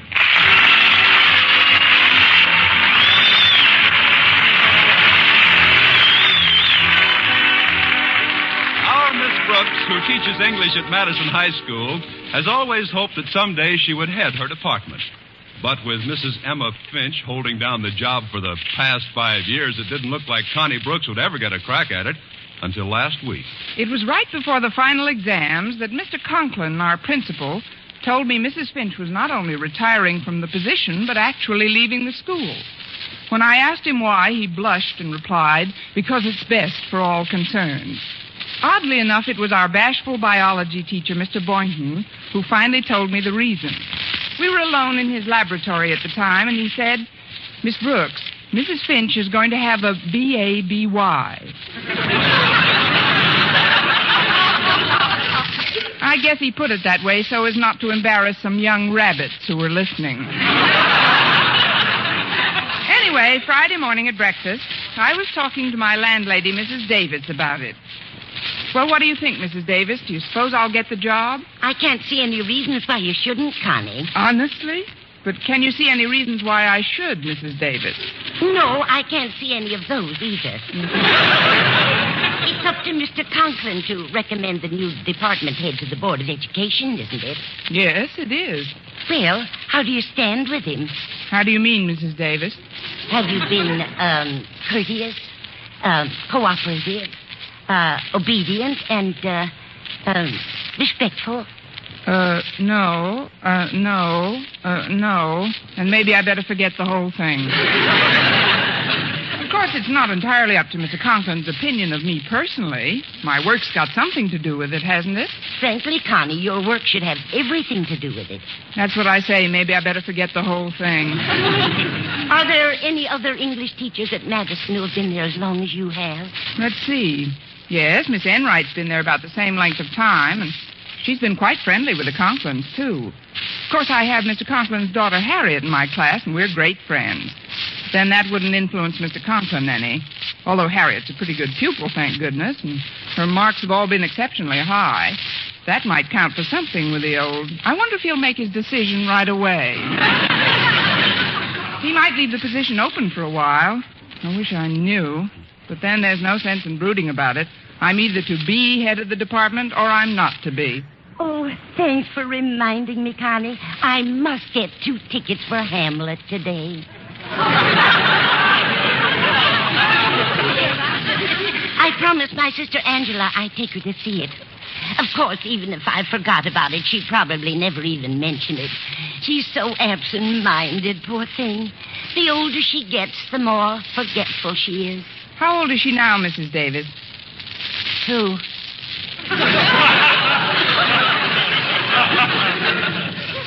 Your sister.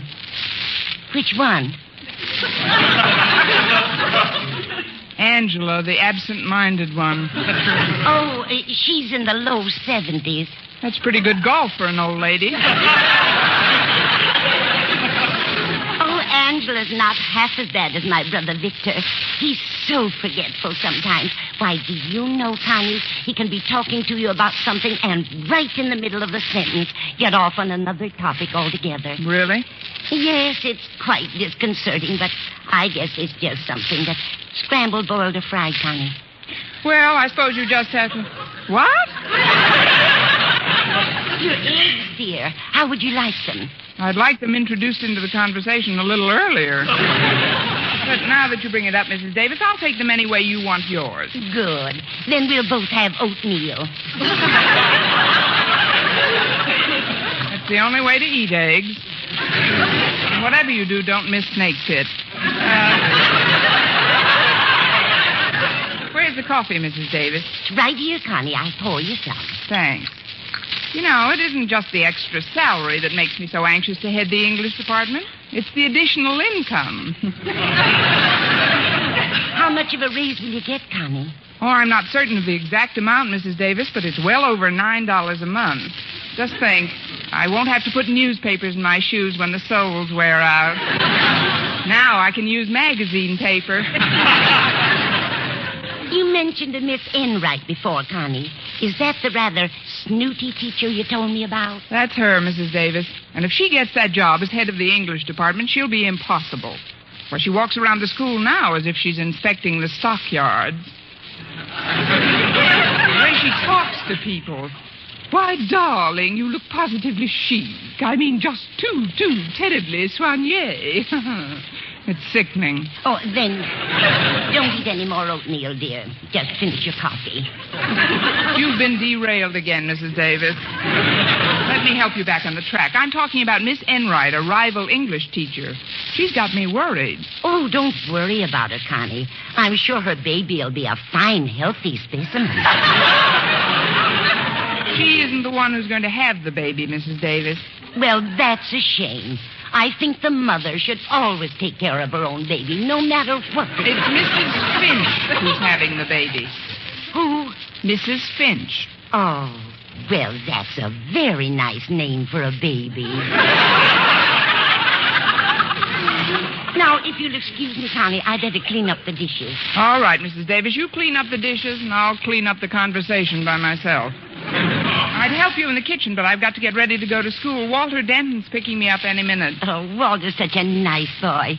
It's a pity he's not a more brilliant student. But I think I know what his trouble is, Connie. Lack of concentration. Concentration? Yes. If he would just concentrate on one subject at a time. You see, he's the kind of a boy who... Well, he's the type that... Connie? Yes? What were we talking about? Walter Denton. Oh, he's picking you up this morning, isn't he? What happened to your car, Connie? You just got it out of the repair shop. I know, Mrs. Davis, but I took it out the night of the big freeze. And? It froze. I did try to warm it up a little. I poured some boiling water into the radiator, but then the engine made the strangest sound. What kind of a sound, Connie? Well, I may be wrong, Mrs. Davis, but I'd swear it said, "Why don't you get yourself a bicycle?"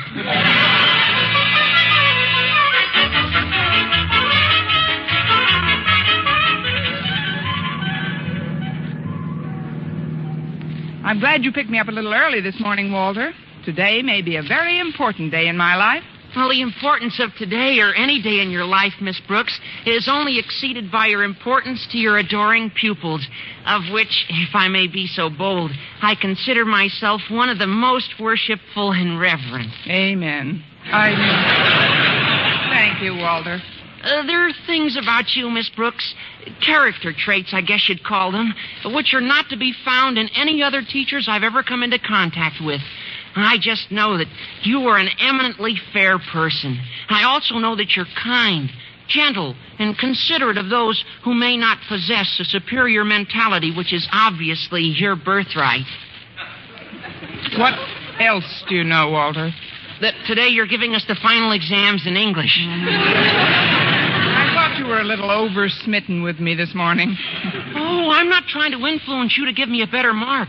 Oh, no, I'd bend over backwards rather than curry favor. But I've actually studied for this test, Miss Brooks. Even Saturday, when Harriet dragged me to the movies, I took my books right up to the balcony with me. What were you studying, Romeo and Juliet? You're kidding me, Miss Brooks, but I'm serious. I really crammed in that movie. But how could you read in the dark? Oh, it isn't always dark. They have a 3-minute intermission between pictures. Well,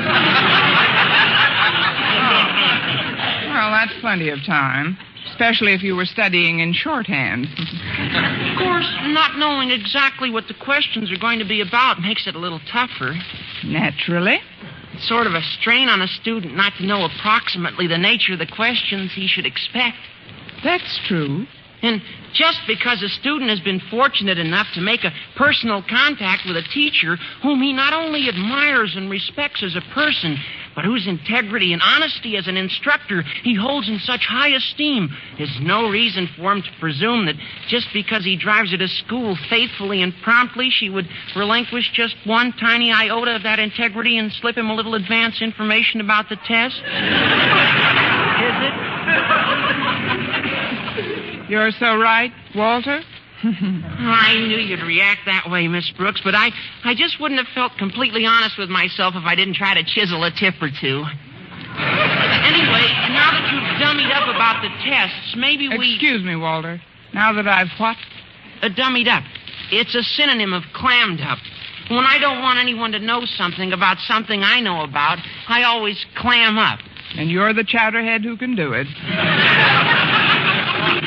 But, Walter, when I mentioned much earlier in the trip that this was an important day, I wasn't referring to the final exams. You weren't? No, I was thinking of Mrs. Finch. Oh, the head of the English department. The ex-head of the English department, Walter. Mrs. Finch is leaving Madison. Why? Because she's... Mrs. Finch is going to become a mother. Of who?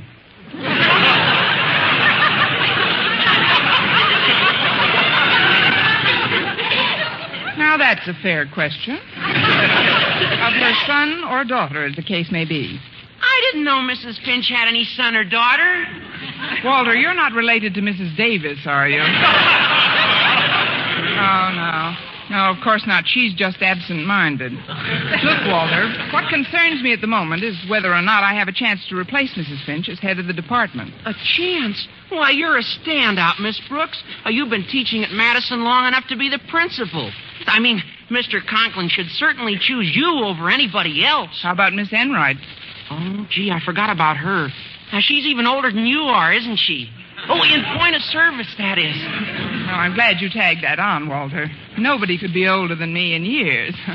Not this morning, anyway. Now, don't you worry about it, Miss Brooks. But why don't you see Mr. Conklin when we get to school and have a little chat with him? You know, turn on the charm, sort of. You mean butter him up? Butter him up? Yes, and don't sound so innocent, Walter. After the job you did on me this morning, you should get a prize from the Dairymen's Association.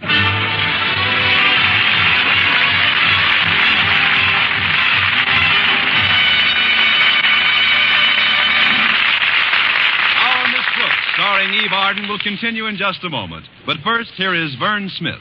Regardless of age, skin type, or previous beauty care, doctors prove you too may win a lovelier complexion with Palmolive soap. But to win this lovelier complexion, you must stop improper cleansing. Instead, use Palmolive the way doctors advised. 36 doctors, leading skin specialists, advised using Palmolive soap this way for 1,285 women with all types of skin. Young, old, dry, oily, normal.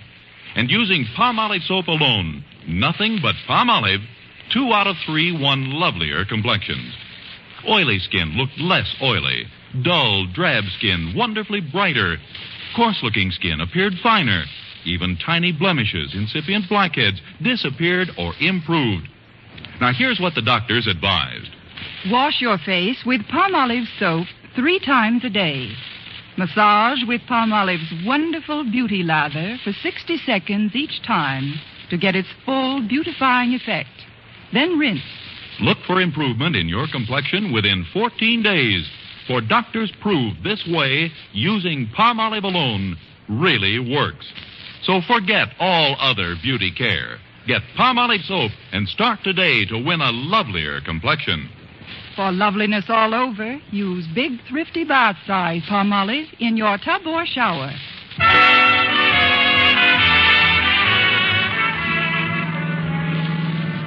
Well, here we are, Miss Brooks. Good old Madison High. You know, every time I look at these hallowed walls, I wish for just one thing. What's that, Walter? I wish I was still home in bed. Especially today with those finals coming up. Gosh, Miss Brooks, isn't there some little suggestions you could make to me so I'd pass the exam? Certainly there is, Walter. Answer the questions correctly. Yeah.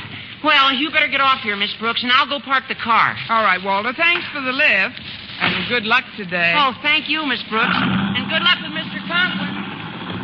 Yeah, I'll probably need it. I hope he's in a good mood this morning. Although why this morning should be any better... Hello, Miss Brooks. Oh, it's Harriet Conklin. Good morning, Harriet. I wouldn't have interrupted your soliloquy, but you look sort of worried about something. Worried? Me? Whatever gave you that idea? Your complexion.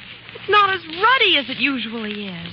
Oh, that's just from the new powder base I'm using. It's called Elephant Wallow Gray. Actually, though, I do have something on what's left of my mind, Harriet. It's Mrs. Finch. She's leaving the school. Yes, I know.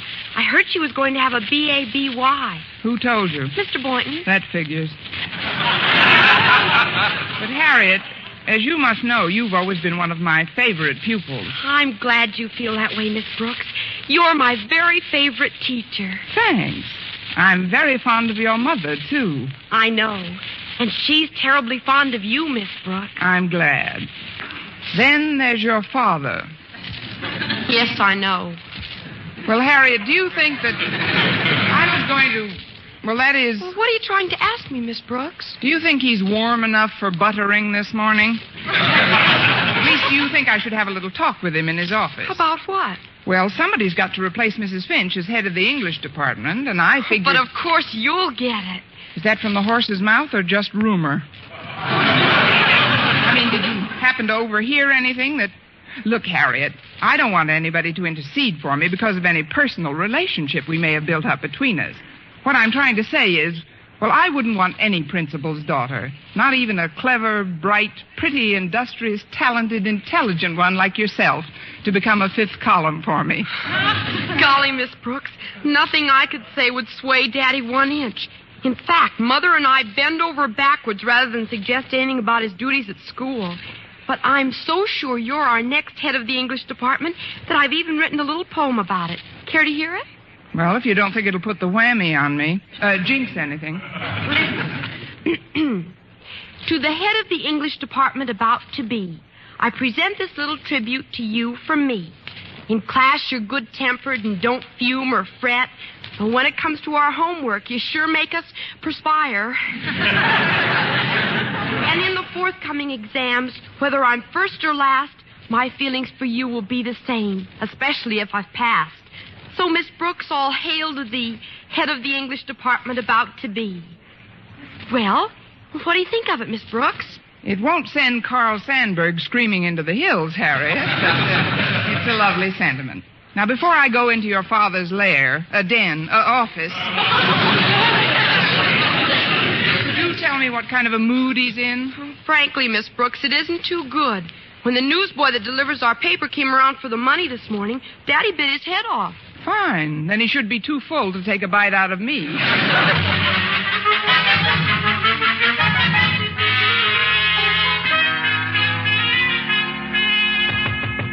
Come in. Good morning, Mr. Conklin. Oh, it's you, Miss Brooks. And how are you this bright, cheery, radiant day? I'm cold, damp, and depressed.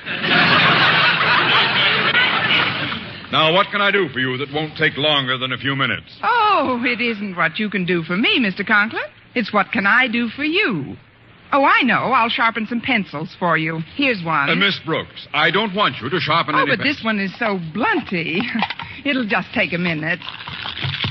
There. Isn't that a lovely point? But I don't... Give me your thumb a minute. Ow! See what I mean?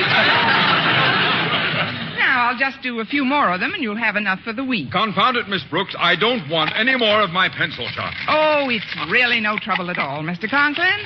This is just one of those days when a person feels privileged to assist his fellow man. A day when a spirit of cooperation seems to beckon like a beacon.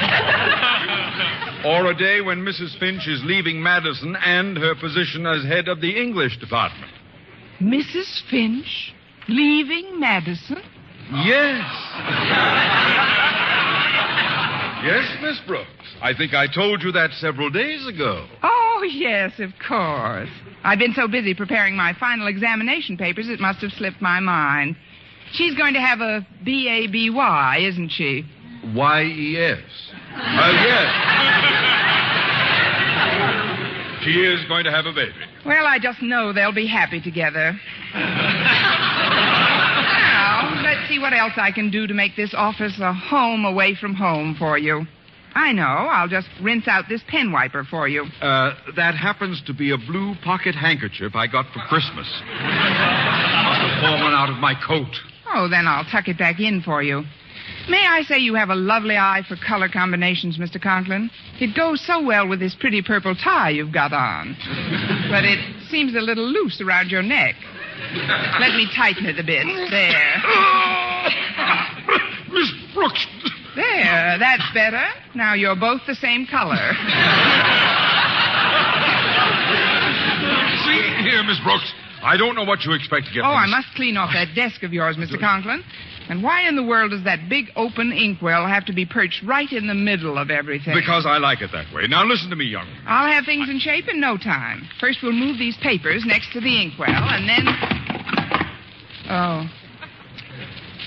Now, where is the inkwell perched, Miss Brooks? Oh, don't worry about that, Mr. Conklin. Ink is good for the rug. Where's that ashes? Well, anyway, I'll go get a mop and... Sit down, Miss Brooks. Sit down? Yes. As you know, I spent considerable time in the Army as a major. Yes, I know, Mr. Conklin. And it always gave me a great feeling of security to know that somebody like you... Quiet! Yes, sir. Sorry. At ease. Now then, Miss Brooks, from my Army experience, it's obvious to me that you are bucking for something. Bucking, Mr. Conklin? It's a colloquialism, Miss Brooks. It means that in order to gain some end of your own, you are acting like an eager beaver. Want some pencil sharpened? No! Tell you the truth, Mr. Conklin, I just wanted to butter you up. Now what? Come in. Good morning, Mr. Conklin. Well, it's Miss Enright. Oh, and Miss Brooks is here, too. How nice. Darling, you look positively chic. I mean, just too terribly soigné. Thanks, loads. But what are you doing in school so early, darling? You're usually tearing into your room like a mad thing minutes after the bell is rung. You must have telescopic vision to see me from the bus you're just catching at that time. What can I do for you, Miss Enright? Oh, it isn't what you can do for me, Mr. Conklin. It's what can I do for you? Oh, I know. I'll sharpen some pencils for you, Mr. Conklin. Thanks, just the same, Miss Enright. Or maybe I could straighten out your desk. Oh, heavens, what happened to this inkwell? I already straightened out his desk. Well, don't worry about it, Mr. Conklin. I'm sure you can pick up another rug like that for $500 or $600. Oh, before I forget, I'd like you to have these woolen socks. I knitted them myself. But, Miss Enright, It was a labor of love, Mr. Conklin. I worked on these socks just every available moment I wasn't faithfully discharging my duties as an English teacher. They're merely a slight expression of my gratitude for having been granted the privilege of working for such a warm, kindly, and considerate boss as yourself. This kid melts it before she spreads it on.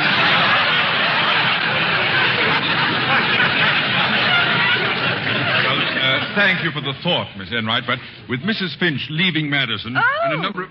Is she really? Well, this is a big surprise. It must be. You look even more surprised than you did when we heard about it last Tuesday. That will do, Miss Brooks. Miss Enright, in view of the fact that you are eligible for the position that Mrs. Finch is relinquishing, I feel that I cannot accept this pair of socks. But, Mr. Conklin, whatever shall I do with him? You can give one to Mrs. Finch's baby. It'll make a nice sleeping bag for him. I think you should know, ladies, that my selection will be based largely upon the results your students achieve in their final exams this morning.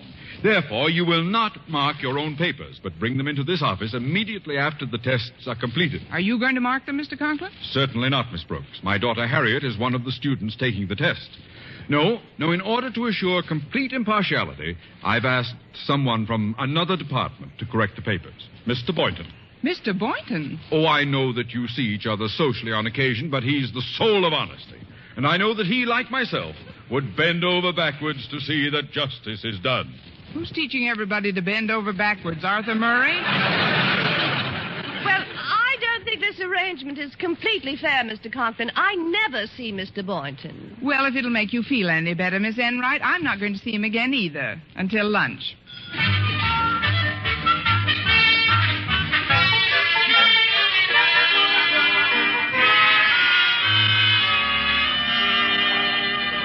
If you'll just tell me what you want, Miss Brooks, I'll take your tray. Oh, I'm too nervous to eat anything right now, Mr. Boynton. I'll wait until I find out the result of this morning's exam. The one you're marking, Mr. Boynton. Oh. Well, that's something I'd rather not talk about, Miss Brooks. You see, I promised Mr. Conklin... I know you've got to be strictly impartial, Mr. Boynton, but couldn't you give me just an inkling of how I'm making out?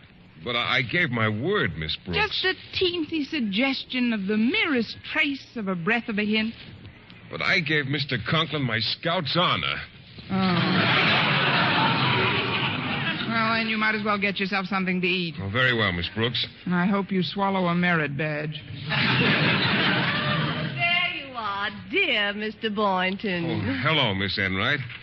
May I share this table with you? The cafeteria's awfully crowded today. Oh, I don't see why not, Miss Enright. I do. Oh, hello, darling. Oh, Mr. Boynton, before I forget, I'd like you to have these woolen socks. I knitted them especially for you. I don't think I should, Miss Enright. You see, I'm still judging your examination papers, but thanks just the same. Now, if you'll tell me what you'd like to eat. Well, let me see. Oh, I see they have turkey today. Would you get me a drumstick, Mr. Boynton? Why don't you get 2 drumsticks and put the socks on them?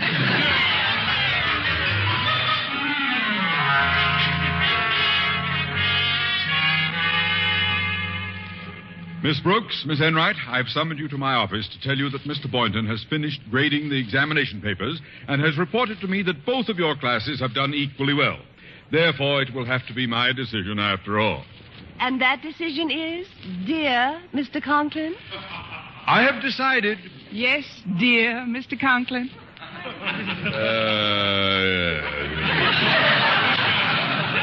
I have decided that for the coming fiscal year, I shall save the Board of Education exactly $9.85 per month. There will be no head of the English department in this school. Why, darling, what in the world are you doing? Just breaking some of the pencils I sharpened this morning.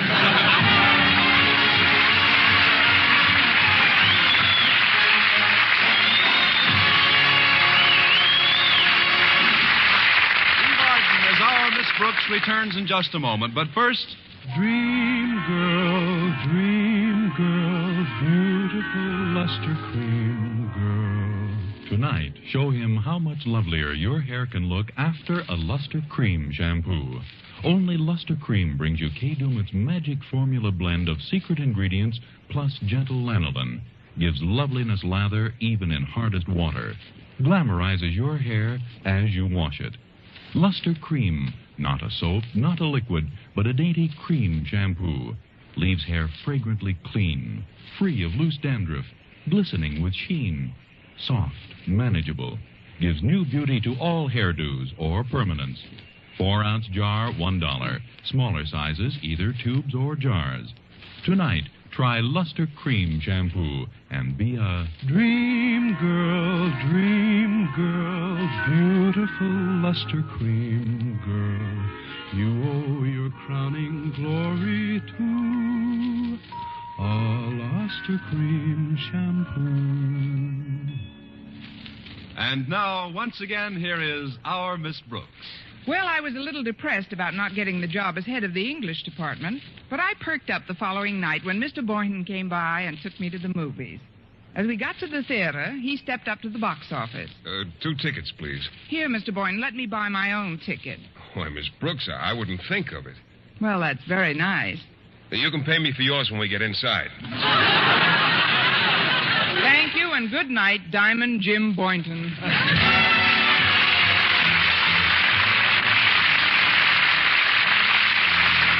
Tune in to another Our Miss Brooks show brought to you by Palmolive Soap, Your Beauty Hope, and Luster Cream Shampoo for soft, glamorous, caressable hair. Our Miss Brooks, starring Eve Arden, is produced by Larry Burns, written and directed by Al Lewis, with music by Wilbur Hatch. Mr. Boynton is played by Jeff Chandler, Mr. Conklin by Gail Gordon. Others in tonight's cast were Jane Morgan, Dick Crenna, Gloria McMillan, and Mary Jane Croft.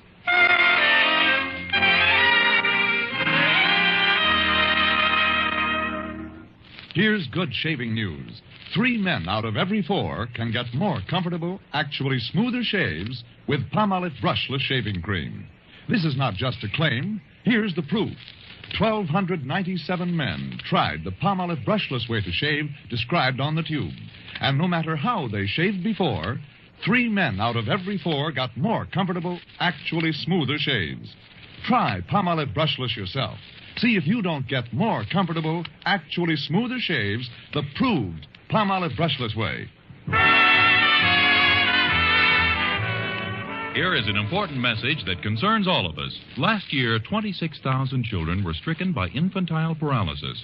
All of us can help fight infantile paralysis by joining the March of Dimes now. Send your dimes and dollars to your local March of Dimes headquarters. Don't put it off. Join the March of Dimes today. For mystery liberally sprinkled with laughs, listen to Mr. and Mrs. North, the exciting, fun-packed adventures of an amateur detective and his beautiful wife. Tune in Tuesday evenings over most of these same stations. And be with us again next week at the same time for another comedy episode of Our Miss Brooks. Bob Lamont speaking. This is CBS, the Columbia Broadcasting System.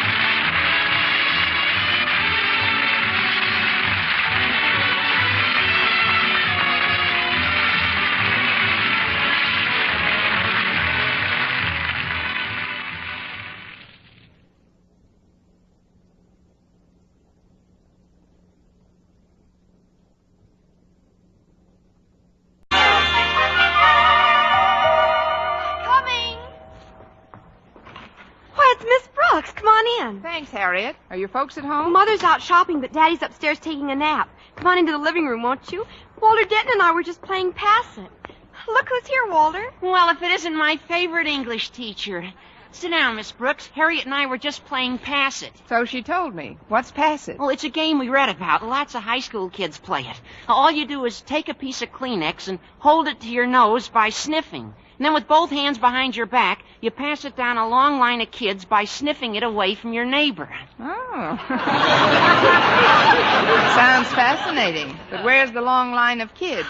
Oh, it's just as much fun with the 2 of us. More. Yeah, saves wear and tear on the Kleenex, too. Harriet and I go steady. That's why I'm here. But what brings you to the dread sanctum sanctorum of your school principal during a holiday? Please, Walter. You make Daddy sound like an ogre. Yes, Walter. Just because Mr. Conklin is my superior at school is no reason for me to live in dread of him. Harriet! What is it, Daddy? Try to be a little more quiet, can't you? I've got to get some sleep. Sorry, Daddy. We'll be more careful. I don't think now is a good time to tell him you're here, Miss Brooks. You see, he's going to a big party tonight and wants to get some rest. Well, then maybe you kids can help me out. I've just got to get some old clothes somewhere right away. Why, Miss Brooks? The ones you've got on look fine. Thanks, Walter, I think. But I'm talking about clothes I can donate. Golly, Miss Brooks, Mother just gave away every stitch we could possibly spare to the Salvation Army. Wait a minute. Daddy's new tuxedo is being delivered today, and he's got an old suit of evening clothes that I'm sure Mother would love to see given away. Say no more, Harriet. Do you think you can get it without waking your father? Well, sure. It's right here in the hall closet. Here it is, Miss Brooks. This is the suit Daddy wore when he first became a principal. Let me look at that. I'll bet he was a sensation in these tales. Why? There are 3 of them. Let's see. Oh, that's just where one of them is torn. You could patch that up in a jiffy. Thanks very much, Harriet. It's cloth anyway. Well, I'll be getting along home now. Mr. Boynton's picking me up soon, and I've got to see if my evening gown still fits me. I've had it for over 5 years. Oh, I think that's nice, Miss Brooks. What's nice, Walter? How you and your evening gown have grown old together. Oh, not that you're falling apart at the seams or anything. I mean, well, to me, you're still all wool and a yard wide. You have just failed in English for 1949. Would you care to try for 50?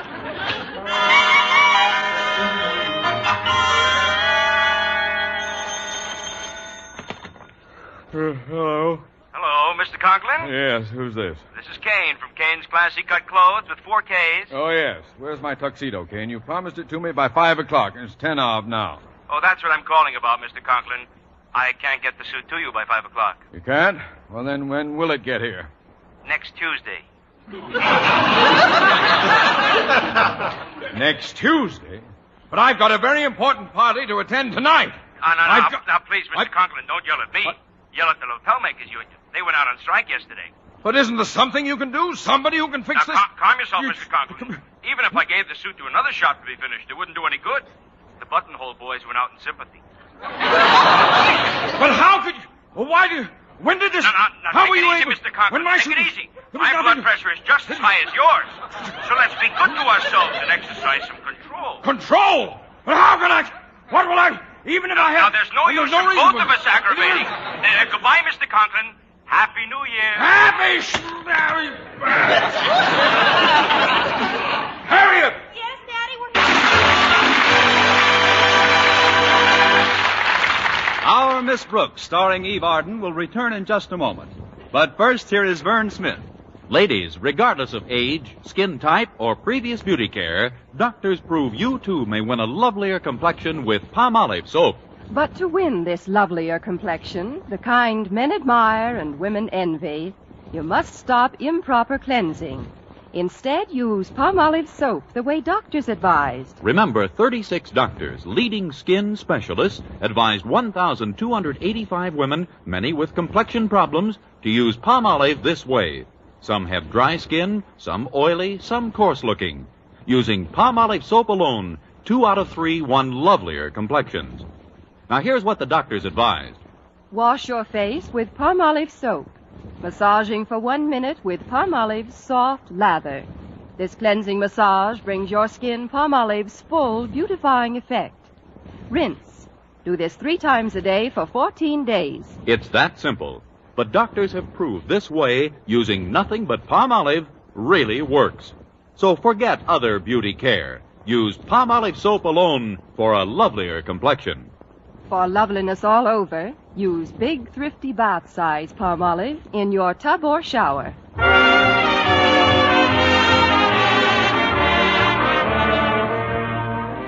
After Mr. Monet left, I tried to get Mr. Boynton on the phone to tell him about the invitation. But ours is a party line, a 4-party line to be exact, and every time I picked up the receiver, it was in use. Always careful not to lose my temper, I sat by the phone and drummed lightly on the top of the table until my 5 fingernails were impaled in the mahogany. Then I tried it once more. As sure as my name is Lucy Schofield, that's the only way to treat men, Emma. Believe me, if I had to do it all over again, Emma, oh, excuse me a minute, dear. I think I smell my roast burning in the kitchen. Now, that's a coincidence, Lucy. I smell my grapes burning in the living room. Hang up now. I'll call you back. So much for Emma and Lucy. I'll try it again. Oh, it worked. At least I can dial now. I hope Lucy doesn't think Emma was kidding her. Happy New Year, Daisy. Is Fred there? This isn't Daisy, and Fred isn't here. Will you please get off the line? What do you mean get off the line? Just what I said. Get off this line. Oh, Mrs. Telephone Company, huh? Look, this happens to be a party line, and I happen to be the party using it at the moment. Oh, well, that's different. If you want me to come to a party, I'll be glad to talk to you. My name is Frank Pollock. What's yours? It doesn't matter. I only...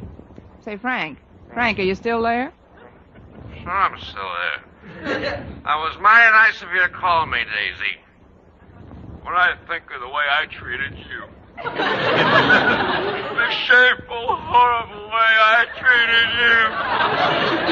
you. Don't cry, Frank. I had it coming. No. Now, will you please hang up? Your bottle is falling out of the chandelier. Well, thanks, Daisy. You're a great girl. And tell Fred to give me a buzz when he gets in. Bye now. He's getting an early start. When a body meets a body, he's had too much ride. Hello? Hello, Mr. Boynton. This is Miss Brooks. I assume we still have a date for tonight. Tonight? Oh, this is Friday, isn't it? Yes, December 31st. 31st, eh? Yes, you know, the day we celebrate the appearance of the first enchilada north of Laredo, Texas. I know it's New Year's Eve, Miss Brooks. What are we going to do to kill a few hours together? We'll think of something, you mad, impetuous boy. As a matter of fact, that's why I called. Mr. Monet and his wife are having a little impromptu party at their house, and they've invited us. What kind of party? Well, you have to have some old clothes, and then you should... Hello? Is that you, Emma? I didn't quite understand you before. No, this is not Emma. This is your friendly, cooperative party line neighbor. Oh, the magpie. Miss Brooks, who are you talking to? I'm talking to Nonstop Nellie, the human dial tone. Will you please stop this filibuster and get off the line? Well, the phone company will hear about this. Are you there, Miss Brooks? Yes, Mr. Boynton. As I started to tell you, although it's a formal party, we're supposed to have some piece of apparel that we can... Happy New Year. Oh, not again. Who's that? Well, it's about time you got home, Fred. That is not Fred. Oh, it isn't, huh? No, it isn't. As Fred's oldest and closest friend, I demand to know who it is. Now, see here, old man. I'm not your old man. I don't even know where your old man is. I don't even know where my old man is. New Year's Eve, and I don't even know where my old man is. Oh, look, Mr. Boynton. We'd better hang up now. You can't, Daisy. You can't hang up. Not without you tell me where my old man is. Daisy. Listen, Mr. Nobody Boynton. wants to tell me where All my you have old to man do is bring some old clothes with you. What's that? I can don't hardly know hear you, Miss Brooks. where their Now old put man on your is. tux, bring But some I old thought you'd be clothes, different, and pick Daisy. me up in a couple Even of though I hours. gave you a pretty hot deal. This This is come impossible, along Miss and Brooks. straighten you out. I'll see you Who later. introduced you to Fred? Tell me that. Who introduced you to Fred? You did, Frank, and I love you for it. If you don't get off this phone, I'll have you thrown out of the bar you're calling from. Bar?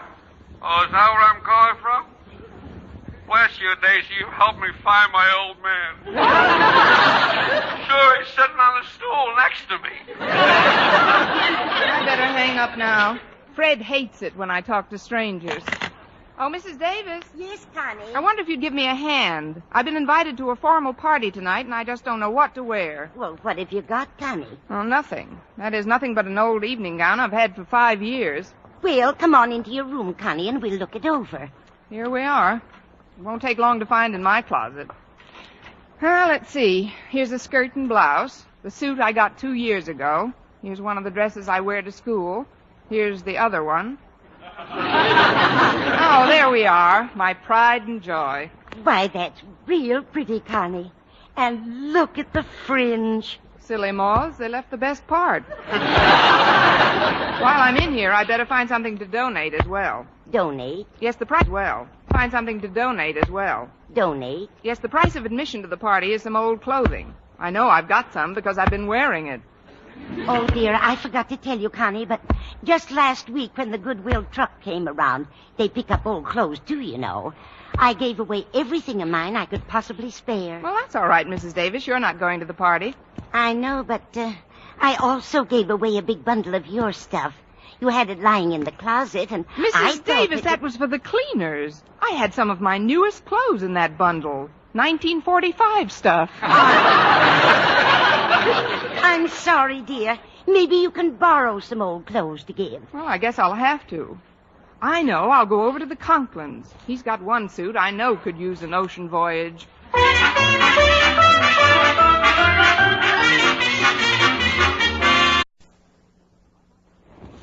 Palmolive Soap, your beauty hope, and Luster Cream Shampoo for soft, glamorous dream girl hair bring you Our Miss Brooks, starring Eve Arden.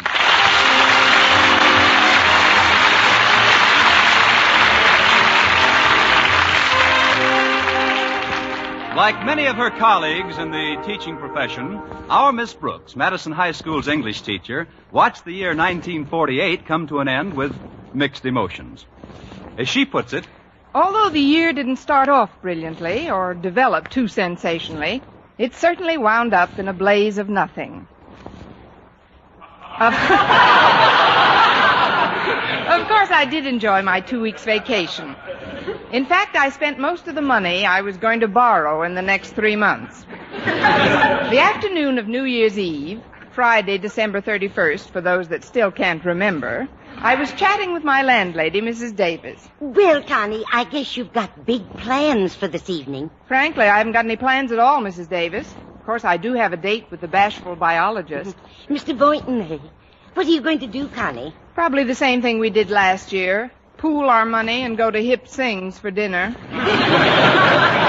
Fine way to spend New Year's Eve. 2 Americans go to a Chinese restaurant, Dutch. What are you going to do, Mrs. Davis? Oh, I'm going to visit my sister Angela. She's so absent-minded, poor thing. She'll probably be surprised to see me, although it was only last week that she invited me over. What time do you think you'll be leaving, Mrs. Davis? Leaving? For where? For your sisters. For my sister's what? For your sister's house. Oh, I'm glad you reminded me, Connie. I've been making up my New Year's resolutions, and that's the first thing on the list. I've resolved to correct Angela's absent-mindedness. Angela's absent-mindedness. What else is on the list? What list? Maybe I'd better talk to Minerva the cat for a while. We were talking about New Year's resolutions, Mrs. Davis. Oh, yes, I'm sorry I wasn't paying attention, Connie. Tell me the rest of your resolutions. Well, first of all, I was resolved not to... What resolution? We were speaking of yours, Mrs. Davis. And before you say my what, I'd like to ask you again the question I asked when we were both younger. Namely, when are you going over to your sister's house? Maybe you better not go out tonight, Connie. You sound very strange. It's just the way you're listening. Or are you, Mrs. Davis? Of course I'm Mrs. Davis. Now, you lie down and let me fix you some hot tea. I don't want any hot tea. I just want an answer. Meow. Thanks, Minerva. Now, about this evening, Mrs. Davis... Hello, Minerva. Want some milk, dear? Yes. I'll get you some in a minute. You were saying, Miss Brooks? This evening? Your sister's house? Yes, I'm going over there tonight. I know, Mrs. Davis. Right away, Minerva. What time, Mrs. Davis? It's, 4:45 now, but I'm always fast. Get away from those curtains, Minerva. I'll fetch your saucer right away. Keep an eye on her, will you, Angela? I'll be glad to, Connie. Come on, just hop into my lap, Mrs. Davis. Meow. There's a good dog. This is getting contagious. Oh, coming. Excuse me, Minerva. Why, it's Monsieur Monet. Come in. Merci, mademoiselle. Thank you. It's nice you remember me. Remember you? Why, Monsieur Monet, you're Madison High's favorite French teacher. For that, Miss Brooks, permit me to kiss your hand.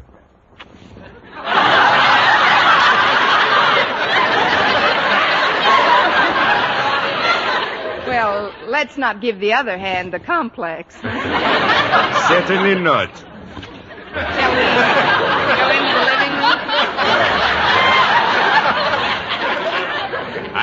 I trust that I'm not arrived at, how you say, inopportunity time. What? Oh, no, this is very opportunity time. Won't you sit down, Monsieur Monet? Oh, thank you, Miss Brooks. But now that I'm teaching in America, I would appreciate it if you would call me in America. All right. What's your number? No. I mean, call me Mr. Monet instead of Monsieur. Oh, certainly. Here you are, Kitty. Here's a nice saucer of... Oh, I didn't know anyone had come in. This is Mr. Monet, Mrs. Davis, our new French teacher at Madison. Oh, how do you do, Mr. Monet? How do you do, Mrs. Davis? I kiss your hand, madame. I'll hold your saucer, madame. A lovely lady with a lovely hand. Stick out your paw, Minerva. You're next. If Mr. Monet came over to see you, Connie, I'm sure he doesn't want to talk to Minerva. I'll just take her into the kitchen. Come along, dear. There's a good kitty. Come drink your milk out here.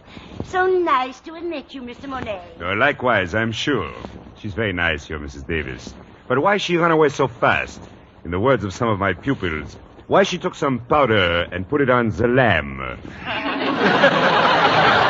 Took some powder? Oh, you mean she took a powder or took it on the lamb? Mais oui. She flew out of here like a bat out of Mr. Monet.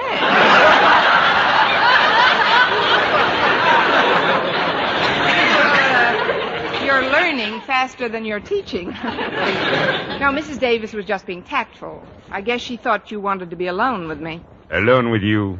But why, Miss Brooks? I'm a married man. Oh, I know, but Mrs. Davis doesn't know about your wife, Mr. Monet. Oh, Miss Brooks, I don't know what plans you have made for New Year's Eve, but my wife, Elaine, and I would be very flattery if you would join us. Well, thanks, Mr. Monet. I'm flattery that you should ask me. But as far as I know, Mr. Boynton is taking me out tonight. Oh, then you both must come. You see, this is not an ordinary party, Miss Brooks, although we're all going to wear evening clothes and try to have the best possible time. Elaine and I, we realize that among school teachers, there are very few, how do you call it, malted millionaires?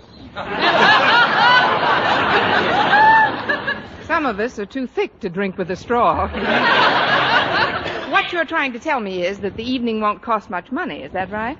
Oh, it will cost you no money, Miss Brooks, but there is an admission charge. Pint of blood? No, just some old clothes. You see, I am in charge of a committee to send clothing to the poor people in France. Any sort of clothes would do, Miss Brooks. Anything that is made of cloth. Why, that sounds like a wonderful idea, Mr. Monet. I'll be delighted to come. And Mr. Boynton, do you speak for him as well? Mr. Boynton has been spoken for many times. The trouble is he doesn't answer. Oh, you mean about tonight? Yes, Mr. Monet. I feel sure I can speak for Mr. Boynton. Oh, fine. I'll be leaving then. I'll walk you to the door, Mr. Monet. Oh, my address is 9066 Shoreham Drive. Try to get there before 10. And I'm sure that as my students say, we will have a ball. I'm sure that we will. Yes, until tonight then, Miss Brooks. Stay in the groove. Oh, natch, Mr. Monet, natch. And Mr. Monet. Yes? Don't take any wooden francs.